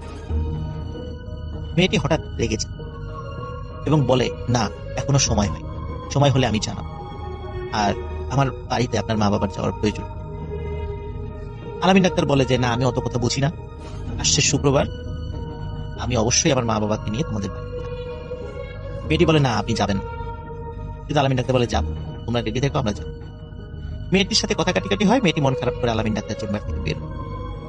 আলামিন ডাক্তার দূর থেকেও বলে যতই রাগারাগি করো, শুক্রবার কিন্তু আমি আমার মা বাবাকে নিয়ে যাচ্ছি। এটি আবারও ইশারা করে না, কিন্তু আলামিন ডাক্তার ওই দিন শুক্রবার দুপুরের পরে যাওয়ার কথা থাকলেও আলামিন ডাক্তারের কোনো একটা রুগী দেখতে অন্য গ্রামের একটা বাড়িতে যাওয়ার কারণে আলামিন ডাক্তার দেরি হয়েছে। বিকালের দিকে রওনা। একই রকম ভাবে বানাঘাট পার হয়ে তারা যখন একটা ভ্যানের কাছে জিজ্ঞেস করে যে আমরা ভ্যান্নাতলা বাজারের পাশে যে বাগান রয়েছে ওই বাগানের ওখানে যাব, তখন বলে যে ওইখানে তো পানাইল গ্রাম, কিন্তু ওইখানে তো ভ্যান যায় না। তখন আলামিন ডাক্তার অবাক হয়, কি বলেন পানাইল গ্রামে ভ্যান যায় না? আমি নিজে গেছি সেখানে। ভ্যানওয়ালা বলে যে না না, ওখানে তো ভ্যান যায় না, কারণ ওটা অনেক দূর, ভ্যানে যেতেই প্রায় 2 থেকে 2.5 ঘন্টা সময় লাগে। তখন আলামিন ডাক্তার বলে তা লাগো, আপনার যত টাকা লাগে আমি দেবো, আপনার যতটুকু সম্মানী পারিশ্রমিক দেওয়ার দরকার আমি দেবো, আমাকে নিয়ে যাও, আমি রিজার্ভ নিচ্ছি, আবার আমরা ফিরে আসবো আপনার ভ্যান। ভ্যানওয়ালা দেখে যে 3 জন লোক আর ভালোই টাকা পয়সা পাওয়া যাবে, নিয়েছে। ভ্যানওয়ালা আলামিন ডাক্তার ও তার মা বাবাকে নিয়ে যাত্রা শুরু করে সেই পানাইল গ্রামে। নড়াইল জেলা কিন্তু নদী পার হয়ে এসেছে, কিন্তু ফরিদপুরের আলফাডাঙ্গা উপজেলার পানাইল গ্রামে তারা যাচ্ছে। আসলে আলামিন ডাক্তার মানে পানাইল গ্রামের নাম প্রথমে জানত না, পরবর্তীতে সে জানত। যাই হোক, যাচ্ছে। একটা জায়গায় এসে আলামিন ডাক্তারকে ওই ভ্যানওয়ালা বলে আপনি এই বাগানের কথাই বলছিলেন? আলামিন ডাক্তার বলে হ্যাঁ, আমি তো এদিক দিয়ে আসছিলাম, সবই চিনতে পারছি, এই তো সেই বাগান, এখানে দাঁড়ান, আমরা আসছি, ঘন্টা 2 সময় লাগবে, আপনি চলে যান। ভ্যানওয়ালা ওইখানে ওয়েট। আলামিন ডাক্তার তার মা বাবাকে নিয়ে জঙ্গলের ভিতর দিয়ে এগোতে। তখন কিন্তু রাত হয়ে গেছে, টর্চ লাইট ছিল, তারা যাচ্ছে। জঙ্গল পার হয়ে আলামিন ডাক্তার এমন একটি দৃশ্য দেখে যেটা দেখার জন্য সে মোটেও প্রস্তুত ছিল। সে কিন্তু কোনো ভয়ঙ্কর দৃশ্য দেখে, একদম স্বাভাবিক বাস্তব একটা দৃশ্য দেখছে। কি সে দৃশ্য? সে দেখেছিল যে সে যেখানে দাঁড়িয়ে আছে এখানে কোনো ঘর বাড়ি। শুধু তাই নয়, তার চোখ যতদূর যাচ্ছে সামনে, ডানে বায়ে, সেখানে কোনো। আলামিন ডাক্তারকে তার মা বাবা বলে বাবা তুমি মনে হয় ভুল করে অন্য জায়গায় চলে এসেছো। আলামিন ডাক্তার বলে না, আমি এই পথ দিয়ে এসেছি। সে খুব কনফিডেন্ট ছিল যে সে এই পথ দিয়ে এসেছে, তারপরেও ভুল হতেই পারে মানুষের। আলামিন ডাক্তার এবং তার মা বাবা আশেপাশের বেশ কিছু দূর তারা বুঝতে পারে এখানে আসলেই কোনো, এবং ওই বাগানের ওই পাশে একটি চর রয়েছে, চরের ওই পাশে নদী রয়েছে। আলামিন ডাক্তার মন খারাপ করে ফিরে আসে। ফিরে আসার পরে ওই ভ্যান চালককে জিজ্ঞেস করে যে আচ্ছা এখানে তো এরকম বাড়ি ঘর ছিল। তখন ওই ভ্যান চালক বলে না না, এখানে তো কোনো ঘর বাড়ি ছিল না, আমার জানা মতো এখানে কোনো ঘর বাড়ি নাই, বহুদিন ধরে এখানে কোনো ঘর বাড়ি। তখন আলামিন ডাক্তার এবং তার মা বাবা মন খারাপ করে আবার ভ্যানে উঠে ওই ভ্যান্নাতলা বাজারে একটা চলে আসে। আসার পরে সেখানে মানুষদেরকে বলে যে আমরা তো এখানে এসেছিলাম, ওই বাগানের ওই পাশে তো ঘরবাড়ি আছে, তো আমরা তো একটা বিয়ের কথা নিয়ে এসেছিলাম, তো ওইখানে আসলে আমরা তো কোনো ঘরবাড়ি দেখি। স্থানীয় যেখানে ওই লোকজন যারা ওখানে ছিল তারা সবাই বলে না না, ওইখানে তো আসলে কোনো ঘরবাড়ি নেই, ওখানে তো কোনো মানুষ বসবাস করে। কিন্তু ওই গ্রামের একজন প্রবীণ মুরব্বী দোকানে বসে চা খাচ্ছে। আলামিন ডাক্তারকে এসে বলে, এই ছেলে তুমি আমাকে বিষয়টা খুলে বলো তো। আলামিন ডাক্তার বিষয়টা খুলে বলো। ওই মুরব্বী কিছুক্ষণ চুপ করে থেকে বলে, বাবা আমার মনে হচ্ছে তুমি কোনো একটা ছলনায় পড়ে গেছো, আর তুমি জুনির ছলনায় পড়েছো। তখন আলামিন ডাক্তার বলে, জুনিকে? জুনিকে তো আমি চিনি না, এবং আশেপাশের কিছু লোকজন বলে আসলে তো জুনি, জুনির নাম তো আমরা কখনো শুনি। তখন ওই মুরব্বী বলে, এই বাগানের পাশেই একটি বাড়ি ছিল, এই বাড়িটা ছিল জুনিদের বাড়ি। এই ঘটনাটি বহু আগে, আমি এখন যে ঘটনাটি বলছি এটি 1980 থেকে 90 এর মাঝামাঝি, কিন্তু এই সময় থেকেও আরো 50 থেকে 60 বছর আগের ঘটনা ছিল। 1930 থেকে 40 সালের মধ্যবর্তী একটি সময়, তখন ব্রিটিশ পিরিয়ড ছিল ওই সময়। ওই মুরব্বী বলছেন, বাগানের ওই পাশে জুনিদের বাড়ি ছিল না, ছিল এই পাশে, এই রাস্তার উল্টা পাশে, জুনিদের বাড়ির উল্টা পাশে বাগান। এই জুনি মেয়েটি অনেক সুন্দরী ছিল, জুনির মা বাবা ছিল, ওরা খুব গরিব ছিল। জুনির বাবা মানুষের খেতে খামারে কাজ করতো, জুনির মা মানুষের বাড়িতে গিয়ে কিছু ছোটখাটো কাজ টাজ, আর জুনিও কোনো কোনো বাড়িতে গিয়ে টুকটাক কাজ করতো। জুনির একটা ছোট ভাই ছিল, লেখাপড়া স্কুলে ছিল। গ্রামের কিছু বখাটা ছেলেদের উৎপাতে জুনি খুব অতিষ্ঠ। কোনো এক রাতে এই বখাটা ছেলে পেলেদের দ্বারা জুনি মারাত্মক নিগৃহীত হয়। লজ্জায় অপমানে জুনি তার এই বাসার কাছে একটি আম গাছে ডালে সুইসাইড। মেয়ের মৃত্যুতে প্রচন্ড শোকে কিছুদিনের মধ্যে জুনির মা বাবা দুইজনই মারা যায়। জুনির ছোট ভাই, সে শারীরিকভাবে কিছুটা অসুস্থ ছিল, সেও ধুকে ধুকে মারা যায়, কারণ তার এই দুনিয়াতে আপন বলে কেউ ছিল। ওই মুরব্বী আলামিন ডাক্তারকে বলে, তুমি আসলে জুনিরই কবরে পড়েছ। যাই হোক, আসলে একটি ছলনা ছিল, তোমরা চলে। আলামিন ডাক্তার ওই মুরব্বীর কাছ থেকে এই জুনির গল্প শুনে শুধু আলামিন ডাক্তার নয়, শুধু আলামিন ডাক্তারের মা বাবা নয়, স্থানীয় আশেপাশের আরো অনেক মানুষই খুবই অবাক। যাই হোক, আলামিন ডাক্তার বাড়িতে চলে আসে, তার মন টন খুব খারাপ থাকে। ওই রাত্রে আলামিন ডাক্তার সেই সাবিনা নামের মেয়েটিকে স্বপ্নে দেখে সাবিনা নামের ওই মেয়েটি এসেছে। আসার পরে আলামিন ডাক্তার তাকে বলে, তোমার নাম কি জুনি? তখন ওই মেয়েটি বলে, হ্যাঁ আমার নাম জুনি। তখন ওই মেয়েটি বলে, আমি তোকে বারবার বলেছি যে এখনো সময় হয়নি, তারপরও তুই আমার কথা শুনিস না। তুই আমার বিষয়টা তোর মা বাবাকে বলেছিস, এবং এখন ওই বিষয়টি আরো অনেক মানুষ জেনে গেছে। তুই কাজটি ভালো করিস না। তুই তো আমাকে বিয়ে করতে পারবেই না, এটা সম্ভব না। তোকে আমি অন্য কোথাও বিয়ে হতে দেব। এই কথা বলার পরে আলামিন ডাক্তারের স্বপ্ন ভেঙেছে। সে মনে করে হয়তো সে দুঃস্বপ্ন দেখছে, কিন্তু সে বুঝতে পারে না তার আসল দুঃস্বপ্নের শুরুটা এখনই শুরু। আলামিন ডাক্তার সারাদিন মন টন খারাপ করে থাকতো। জুনির কারণে সে খুব মনে কষ্ট পেয়েছে। সে দোকান, তার যে চেম্বার ছিল শালনগর ইউনিয়নের যে বাজারে, সেখানে সে খুব একটা বেশি যেত না। কোনো কোনো বাড়ি থেকে রুগী ডাক পেলে সে তখনই শুধু যেত, আর অধিকাংশ সময় মন খারাপ করে বাড়িতে বসে। মা বাবা ছেলের এই মন খারাপের কারণ বুঝতে পেরে তারা চিন্তা করলেন যে ছেলেকে বিয়ে দিন। আত্মীয় স্বজনের মাধ্যমে একটি গ্রামের একটি মেয়েকে দেখার জন্য সময় নির্ধারণ করা হয়। আলামিন ডাক্তার, তার মা বাবা এবং আরো কয়েকজন আত্মীয় স্বজন মিলে ওই মেয়েটির বাড়ি।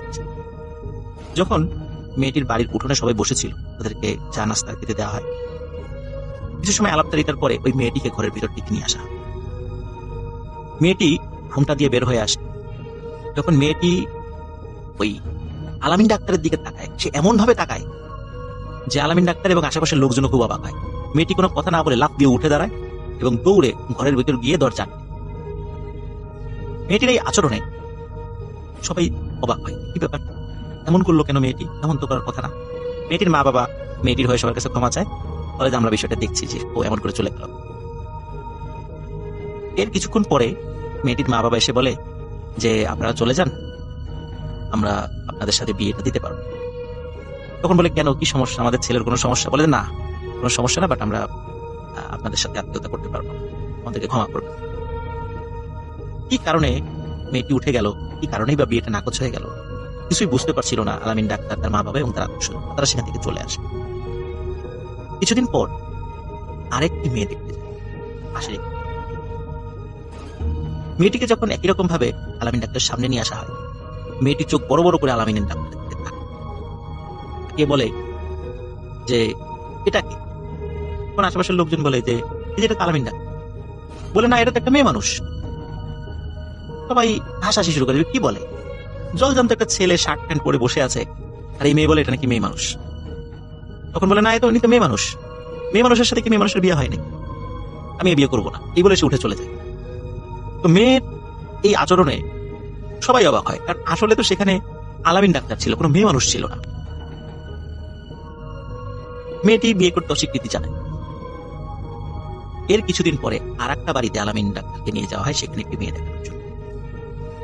অদ্ভুত ব্যাপার, সেখানেও একই ঘটনা ঘটে এবং সেখানকার মেয়েটি অনেক এগ্রেসিভ ছিল, সে খুবই বাজে আচরণ করে এবং সে সবাইকে বলে যে আপনারা একটা মেয়ের সাথে আর একটা মেয়েকে বিয়ে দেওয়ার জন্য এখানে এসেছেন, এটাই ছিল আপনাদের মনে? সবাই বলে কই মেয়ে কই? বলে এই যে আমি দেখতে পাচ্ছি সালোয়ার কামিজ পরা, হাতে চুড়ি, নাকে নাকফুল, কানে কানের দুল পরে বসে আছে সে সাজুগুজু করে একটা মেয়ে, আপনারা তার সাথে আমাকে বিয়ে দিবেন? মানে সে খুব উত্তেজিত হয়ে যায়। কিন্তু আসলে ঘটনাটা তো এরকম ছিল। কিন্তু কেন শুধু কনে বেশে ওই মেয়েটি আলামিন ডাক্তারকে একটি মেয়ের স্রোতে দেখছিল?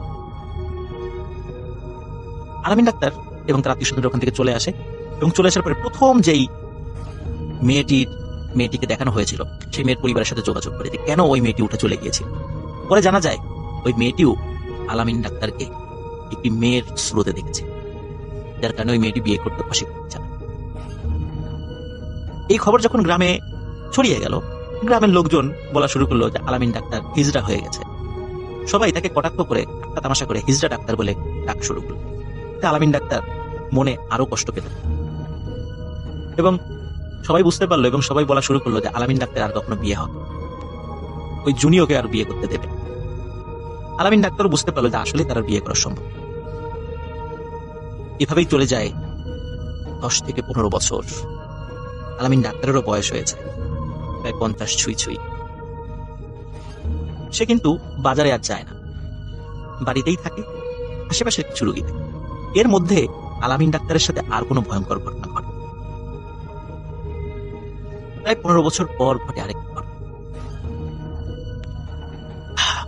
15 বছর পর 2007 সালে এই ঘটনা ঘটে। সেটি হচ্ছে যে আলামিন ডাক্তার ওই রাত্রে বাড়িতে ছিল, ওই রাত্রে বৃষ্টি হচ্ছিল। হঠাৎ পাশের একটি গ্রাম, সেই গ্রামের নাম ছিল ভুলবাড়ি। এই ভুলবাড়িয়া গ্রাম থেকে একজন অপরিচিত লোক আসে এবং সে পরিচয় দেয় যায় আমার বাড়ি ভুলবাড়িয়া, আমার মা খুবই অসুস্থ, আপনাকে যেতে হবে। একে তো রাতের বেলা আলামিন ডাক্তার এমনিতেই জুনিভূতের কারণে সে মানসিকভাবে বিপর্যস্ত ছিল, এই জন্য সে কোথাও বের হতো না। তারপর বৃষ্টি হচ্ছে, আর ভুলবাড়িয়া গ্রামটি তার বাড়ি থেকে প্রায় 3 থেকে 4 কিলোমিটার দূর। মধ্যে এই কাদা পথে সাইকেল নিয়েও যেতে পারবে না, যার কারণে আলামিন ডাক্তার যেতে রাজি হচ্ছিল না। কিন্তু লোকটির পীড়াপিড়িতে এবং আলামিন ডাক্তারের মা বাবা তারা আলামিন ডাক্তারকে বলে যে বাবা তুমি যাও, ডাক্তার যেহেতু হয়েছে মানুষকে সেবা তো করতেই হবে, যেহেতু আলামিন ডাক্তারের বাবাও একজন ডাক্তার ছিল। তো আলামিন ডাক্তার রাজি হয়, পায়ে হেঁটেই যাওয়া শুরু। যেতে যেতে যখন ওই গ্রামে চলে আসে, একটি অপরিচিত বাড়িতে এসে থেমে যায়, বলে যে এটাই আমার বাড়ি। আলামিন ডাক্তার খেয়াল করে ওই বাড়িটি আসলে একটি মানে অসমাপ্ত একটি বাড়ি, বিল্ডিং একটা বাড়ি করা হচ্ছে কিন্তু সেই বাড়িটার কাজ এখনো শেষ হয়। আলামিন ডাক্তার বলে যে এই ঘরে আমার মা থাকে, আপনি যান, ঘরটা অন্ধকার, আমি একটা আলো নিয়ে আসছি। আলামিন ডাক্তার যখনই ওই ঘরের কাছে যায় দেখে ঘরের মধ্যে অনেক আলো। তখন আলামিন ডাক্তার বলে ওই লোকটিকে চিৎকার করে বলে যে আপনি আলো আনার দরকার কি, ঘরের মধ্যেই তো অনেক আলো। আলামিন ডাক্তার ঘরের মধ্যে ঢুকে পড়ে, কিন্তু ঢুকে আলামিন ডাক্তার যে দৃশ্য দেখতে পায়, যে দৃশ্য দেখার জন্য শুধু আলামিন ডাক্তারকে পৃথিবীর কোনো মানুষই হয়তো উপস্থিত থাকে। আলামিন ডাক্তার দেখে ঘরের মধ্যে জুনি দাঁড়িয়ে আছে, জুনির সারা শরীর থেকে আলো বের হচ্ছে, ওই আলোতেই ঘর আলোকিত। এই দৃশ্য দেখার সাথে সাথে আলামিন ডাক্তার সেখানে সেন্সলেস হয়ে পড়ছে। এদিকে সারা রাত আলামিন ডাক্তার বাড়িতে ফেরে, তার মা বাবা চিন্তা করে, সকাল হলেই ছেলের খোঁজে বের হয়ে যায়। খুঁজতে খুঁজতে ওই ভুলবাড়িয়া গ্রামে মানে ওই বাড়িতে চলে আসে যেখানে আলামিন ডাক্তার পাওয়া যায়। আলামিন ডাক্তার জ্ঞান ফিরে সব ঘটনা খুলে বলে। কিন্তু অদ্ভুত ব্যাপার হলো এই ঘটনার পর থেকে আলামিন ডাক্তারের মানসিক বিকৃতি দেখা। অদ্ভুত ব্যাপার হলো আলামিন ডাক্তার সে মেয়েদের জামা কাপড়, শাড়ি, চুড়ি, লিপস্টিক, নেইল পালিশ এই জিনিসগুলো ব্যবহার শুরু করে, মেয়েদের মতো আচরণ শুরু করে। লোকজন যারা দেখে সবাই ঠাট্টা তামাশা করে, এমনিতেই তাকে হিজড়া ডাক্তার, এখন তো আরো ঠাট্টা তামাশা শুরু। আলামিন ডাক্তারের এরকম পাগলামি যেমন বাড়তে থাকে এবং তার অসুস্থতাও বাড়তে থাকে। তার পাগলামি এমন পর্যায়ে যায় যে তাকে শেকল দিয়ে বেঁধে রাখতে হয়েছে। আলামিন ডাক্তার অল্প কিছুদিনের মধ্যেই মারা যায়। একজন ডাক্তারের জীবনের করুণ সমাপ্তি। প্রিয় লিসেনার, সেখানে একটি বিষয়, এটি হচ্ছে এই গল্পটি আমাকে যে দিয়েছে তার নামও আলামিন এবং তার বাড়ি নড়াইল জেলার লোহাগাড়া উপজেলার লাহুরিয়ায়। তার গল্প ইতিমধ্যে আমি অনেকগুলো বলেছি, আপনারা শুনেছেন। আলামিন যার কাছ থেকে এই ঘটনাটি সংগ্রহ করেছে তার নাম হচ্ছে ফুল মিয়া। আর ফুল মিয়া হচ্ছে সেই ব্যক্তি যেই ব্যক্তির ভ্যানে আলামিন এবং তার মা বাবা সেই বাগান পর্যন্ত এসেছিল। এই বাগান পর্যন্ত এসেছিল এবং এই লোকটি আবার তাদেরকে পানাঘাট পর্যন্ত এগিয়ে দিয়েছিল। এই ফুল মিয়ার কাছ থেকে আলামিন এই ঘটনাটি সংগ্রহ করে। কিভাবে একটি ডাক্তারের জীবনের করুণ সমাপ্তি ঘটল এই গল্পের মাধ্যমে আপনারা জানতে পারেন। প্রিয় লিসেনার্স, এই গল্পের মধ্যে কিছু মোরালস রয়েছে, এগুলো আমরা জানতে পারি আলামিন ডাক্তারের যখন আচরণ, মানে আলামিন ডাক্তার যখন পণে দেখতে যাচ্ছিল এবং তাকে মেয়ের সুরতে দেখছিল ওই পণের বেশে মেয়েরা, তখন আলামিন ডাক্তারের মা বাবা হুজুরের কাছে নিয়ে যায়, কোনো এক ভালো হুজুরের কাছে নিয়ে যায়। হুজুর তখন কিছু কথা বলেছে, সেটি হচ্ছে যে আলামিন ওই মেয়ের সাথে কথা বলতো এই পর্যন্তই ঠিক ছিল, তাকে ওই মেয়েটি তার বাড়িতে নিয়ে গেছে এই পর্যন্ত ঠিক ছিল। তারপরে আলামিন ডাক্তার বিয়ের জন্য যে পিড়াপিড়ি শুরু করে এবং অন্য লোকদেরকেও সেই বাড়িতে নিয়ে যায় এবং অনেক লোকের জানাজানি হয়ে যায়, এটি ওই জিন, জুনিভূতের ওই জিন সেটা মেনে নেয়, যার কারণে এই জিনটি তার পিছু লেগেছে। এর থেকে নিষ্কৃতি পাওয়ার আর কোনো উপায় নেই। তখন ওই হুজুর কিছু পরামর্শ দিয়েছিল, সেটি হচ্ছে জিনেরা যদি কোনো বিষয়ে রাজি না হয় তাদেরকে পিড়াপিড়ি করে সেই কাজটি করাতে গেলে ভয়াবহ রকমের বিপদ হবে। এই জন্য জিনদেরকে দিয়ে কোনো কাজ করানো উচিত তাদের ইচ্ছার বিরুদ্ধে। এমনকি জিনরা যদি ইচ্ছাও করে তারপরেও তাদেরকে দিয়ে কোনো কাজ নেওয়াটা উচিত। প্রিয় লিসেনার্স, জুনিভূতের ফার্স্ট পার্ট ছিল এই গল্পটি। প্রিয় লিসেনার, এই এপিসোডের মধ্যে যে ঘটনাগুলো শুনতে পারলেন, কোন ঘটনাগুলো আপনাদের মাঝে ভালো লেগেছে অবশ্যই কমেন্ট বক্সে জানিয়ে দেবেন। আমরা পরবর্তী এপিসোডে সেই ঘটনাগুলো বাছাই করে দেওয়ার চেষ্টা করব। কার ঘটনা সবথেকে আপনাদের মাঝে ভালো লাগে অবশ্যই কমেন্ট বক্সে জানিয়ে দেবেন। ভূতের গায়ে যত ভয়ানক ঘটনা আছে, প্রত্যেকটা ঘটনা যেটি করে ভয়ানক সেটি করে বাছাই করে প্রতিনিয়ত আমি এই ইউটিউব চ্যানেলে এখন থেকে পাবলিশ করব। তাই অবশ্যই আপনারা যারা এখনো এই চ্যানেলটি সাবস্ক্রাইব করেননি তারা অবশ্যই চ্যানেলটি সাবস্ক্রাইব করে নেবেন, সাথে থাকা বেল আইকনটা অন করে দেবেন, যাতে করে প্রতিনিয়ত রাত 10টা বাজে সব থেকে বাছাই করা ভয়ানক ঘটনাগুলো পাবলিশ করার সাথে সাথে আপনারা শুনতে পারেন। তো আজকের জন্য এখানেই বিদায় নেব। সকলেই ভালো থাকবেন, সুস্থ থাকবেন। আল্লাহ হাফেজ।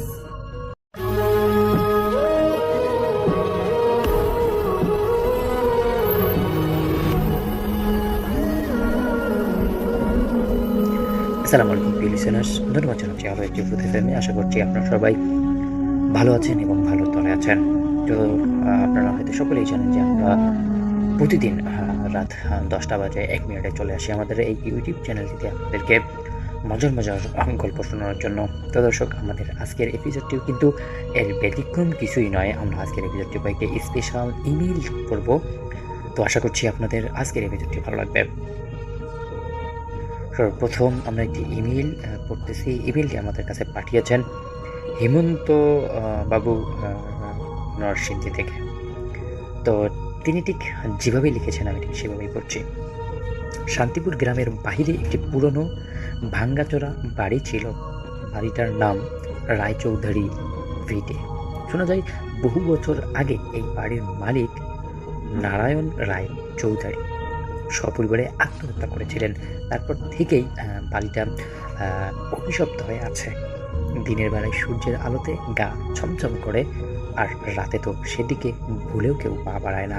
এমন এমন একটা ভয়ঙ্কর অবস্থা তৈরি হয়েছে এই রায়বাড়ির বিটে। আমাদের গল্পের প্রধান চরিত্র অরিন্দ একজন সাংবাদিক। সে সবসময় ভূতের গল্প বিশ্বাস করতেন না। সে ঠিক করলো এই রহস্যের পিছনে কি আছে তা খুঁজে বের করবে। তার বন্ধু বিপ্লব তাকে অনেকবার বারণ করেছিল, কিন্তু অরিন্দম ছিল একটু জিদি টাইপের। সে ঠিক করলো এক অমাবস্যার রাতে সে সেই বাড়িতে যাবে এবং সেখানে আসলে কি হচ্ছে আসল ঘটনা উদ্ঘাটন করবে। ঠিক অমাবস্যার রাতে অরিন্দম কাঁধে একটা ব্যাগ আর হাতে একটা টর্চ লাইট নিয়ে সেই বাড়ির সামনে এসে দাঁড়ালো। গেটের শ্যাওলা ধরা লোহার গ্রিল থেকে একটা কসকস শব্দ হলো। অরিন্দ সাবধানে পা টিপি টিপি ভিতরে ঢুকলো। উঠানে আগাছা আর জঙ্গলি গাছগাছালি থেকে ভরে গেছে। একদম বোঝাই যাচ্ছিল না যে এটা কোনো বাড়ি। কোথাও কোথাও ঘাসের উপর শ্যাওলা জমে গেছে। মশা আর পোকামাকড়ের গুঞ্জন ছাড়া আর কোনো শব্দই শুনতে পাচ্ছে না অরিন্দম। বাড়িটা ভিতরে প্রবেশ করতেই একটা স্বেচ্ছেতে মাটির গন্ধ নাকে এলো। টর্চের আলোয় অরিন্দম দেখতে পেল ঘরের আসবাবপত্রগুলো ধুলোর পড়ু স্তরণ জমে আছে। হঠাৎ একটা হালকা পায়ের শব্দ শুনতে পেল সে। অরিন্দম থমকে দাঁড়ালো। শব্দটা যেন দোতলার সিঁড়ি থেকে আসছে। অরিন্দম বুকে টিপ টিপ করতে লাগলো। সে ভাবলো হয়তো কোনো ইঁদুর বা অন্য কোনো প্রাণী হবে, কিন্তু সে যেই দোতলার সিঁড়ির দিকে পা বাড়ালো শব্দটা থেমে গেল। টর্চ জেলে এসে সিঁড়ির দিকে তাকালো। সিঁড়ির ধাপগুলো ভাঙ্গা আর সেগুলো মোটা শ্যাওলার আস্তরণ পড়ে গেছে। অরিন্দম উপরে উঠলো। উপরে একটা বড় হল ঘরের মাঝখানে একটা পুরনো ডাইনিং টেবিল। সেদিকে টর্চ আলো ফেলতেই অরিন্দম শরীর হিম হয়ে গেল। টেবিলের উপর একটা প্লেট রাখা নেই, আর সেই টেবিলের উপরে একটা প্লেট রাখা ছিল, আর সেই প্লেটে কিছু পচা মাংস আর শুকনো হাড্ডি। অরিন্দমের মনে হলো এই বাড়িতে বহু বছর কেউ আসেনি। তাহলে এই প্লেট কোথায় থেকে আসলো বা গোশত কোথা থেকে আসলো? হঠাৎ পিস থেকে যেন কেউ পিস করে ডাকলো অরিন্দম। অরিন্দম চমকে পিছনে তাকালেন, কিন্তু কেউ নেই। সে বুঝলো এটা মনের ভুল। সে দ্রুত হলঘর পার হয়ে পাশের ঘরে ঢুকলো। সেই ঘরটা ছিল শোবার ঘর। বিছানার উপরে একটা পুরনো সাদা শাড়ি রাখা। শাড়িটি কালো রঙের দাগ। অরিন্দম শাড়ির দিকে হাত বাড়িয়ে একটা ঠান্ডা বাতাস তার গা ঘষে গেল। সেই যে টর্চটা ঘোরালো, দেখতে পেল বিছানায় এক কোণে একটা ছোট পুতুল বসে আছে। অরিন্দমের মনে হলো পুতুলটা চোখ দুটি যেন তাকেই দেখেছে। সে দ্রুত পুতুলটার ছবি তুলল। ফ্ল্যাশের আলোয় অরিন্দম স্পষ্ট দেখতে পেল পুতুলটার চোখ থেকে কালো রঙের কিছু গড়িয়ে পড়তেছে। অরিন্দম ভয় পেয়ে ঘর থেকে বেরিয়ে এলো। সে বুঝলো এই জায়গাটা সত্যি অভিশপ্ত। সে দ্রুত বেরিয়ে যেতে চাইলো, কিন্তু সে যে হল রুমে পৌঁছালো দেখতে পেল ডাইনিং টেবিলে একটা মূর্তির মতো কিছু বসে আছে। তার শরীরটা সাদা, চোখ দুটো জলজলে লাল, তার চুল মেঝে পর্যন্ত নেমে এসে। অরিন্দম ভয়ে একদম জমে গেল। সে মূর্তিটা ধীরে ধীরে গতিতে তার দিকে এগোতে লাগলো। অরিন্দম দৌড়ে দিতে চাইল, কিন্তু তার পা দুটো যেন মাটিতে আটকে গেছে। ভয়ে তার মুখে কোনো আওয়াজ বেরোচ্ছে না। মূর্তিটা তার সামনে এসে দাঁড়ালো। তার ঠান্ডা ফিস গলায় সে বলল, তুমি আমাদের নিয়ে লিখতে এসেছো, তাহলে তুমি আমাদের একজন হবে। অরিন্দম চোখের সামনে সবকিছু অন্ধকার হয়ে গেল। সে জ্ঞান হারালো। পরদিন সকালে শান্তিপুর গ্রামের লোকেরা সেই বাড়ির সামনে জোড়া হলো। তারা দেখতে পেল অরিন্দম সেই বাড়ির ডাইনিংয়ের উপর অচেতন অবস্থায় পড়ে আছে। তার হাতে একটা পুরনো জরুরি ডায়েরি ছিল। ডায়েরিটা খুলে দেখতে পেল তার প্রথম পাতায় লেখা, এই বাড়ির রহস্য কোনোদিন শেষ হবে না। আর শেষ প্রান্তে লেখা অরিন্দম চৌধুরী। অরিন্দম সেই মানুষ যে কিনা কখনোই জিন ভূতে ভয় পায়নি, কিন্তু যখন আজকে মানুষের সেই রুমে দেখতে গেল তখনই কিন্তু সে সব কিছু তার ভুল ভেঙে গেল। তো দর্শক, আসলে আমাদের গল্পটি ছিল এতটুকুই। আসলে গল্পটি আপনাদের কাছে কেমন লাগলো অবশ্যই কিন্তু আপনারা ভালো লাগার মন্তব্যগুলো জানাবেন, কারণ আমরা কিন্তু প্রতিনিয়ত প্রতিদিন চালি, তো আমরা বিভিন্ন সময় বিভিন্ন জায়গায় পৌঁছে দেওয়ার চেষ্টা করব। তো দর্শক, ভালো থাকবেন, সুস্থ থাকবেন, নতুন এপিসোডের আশায় থাকবেন। আল্লাহ হাফেজ।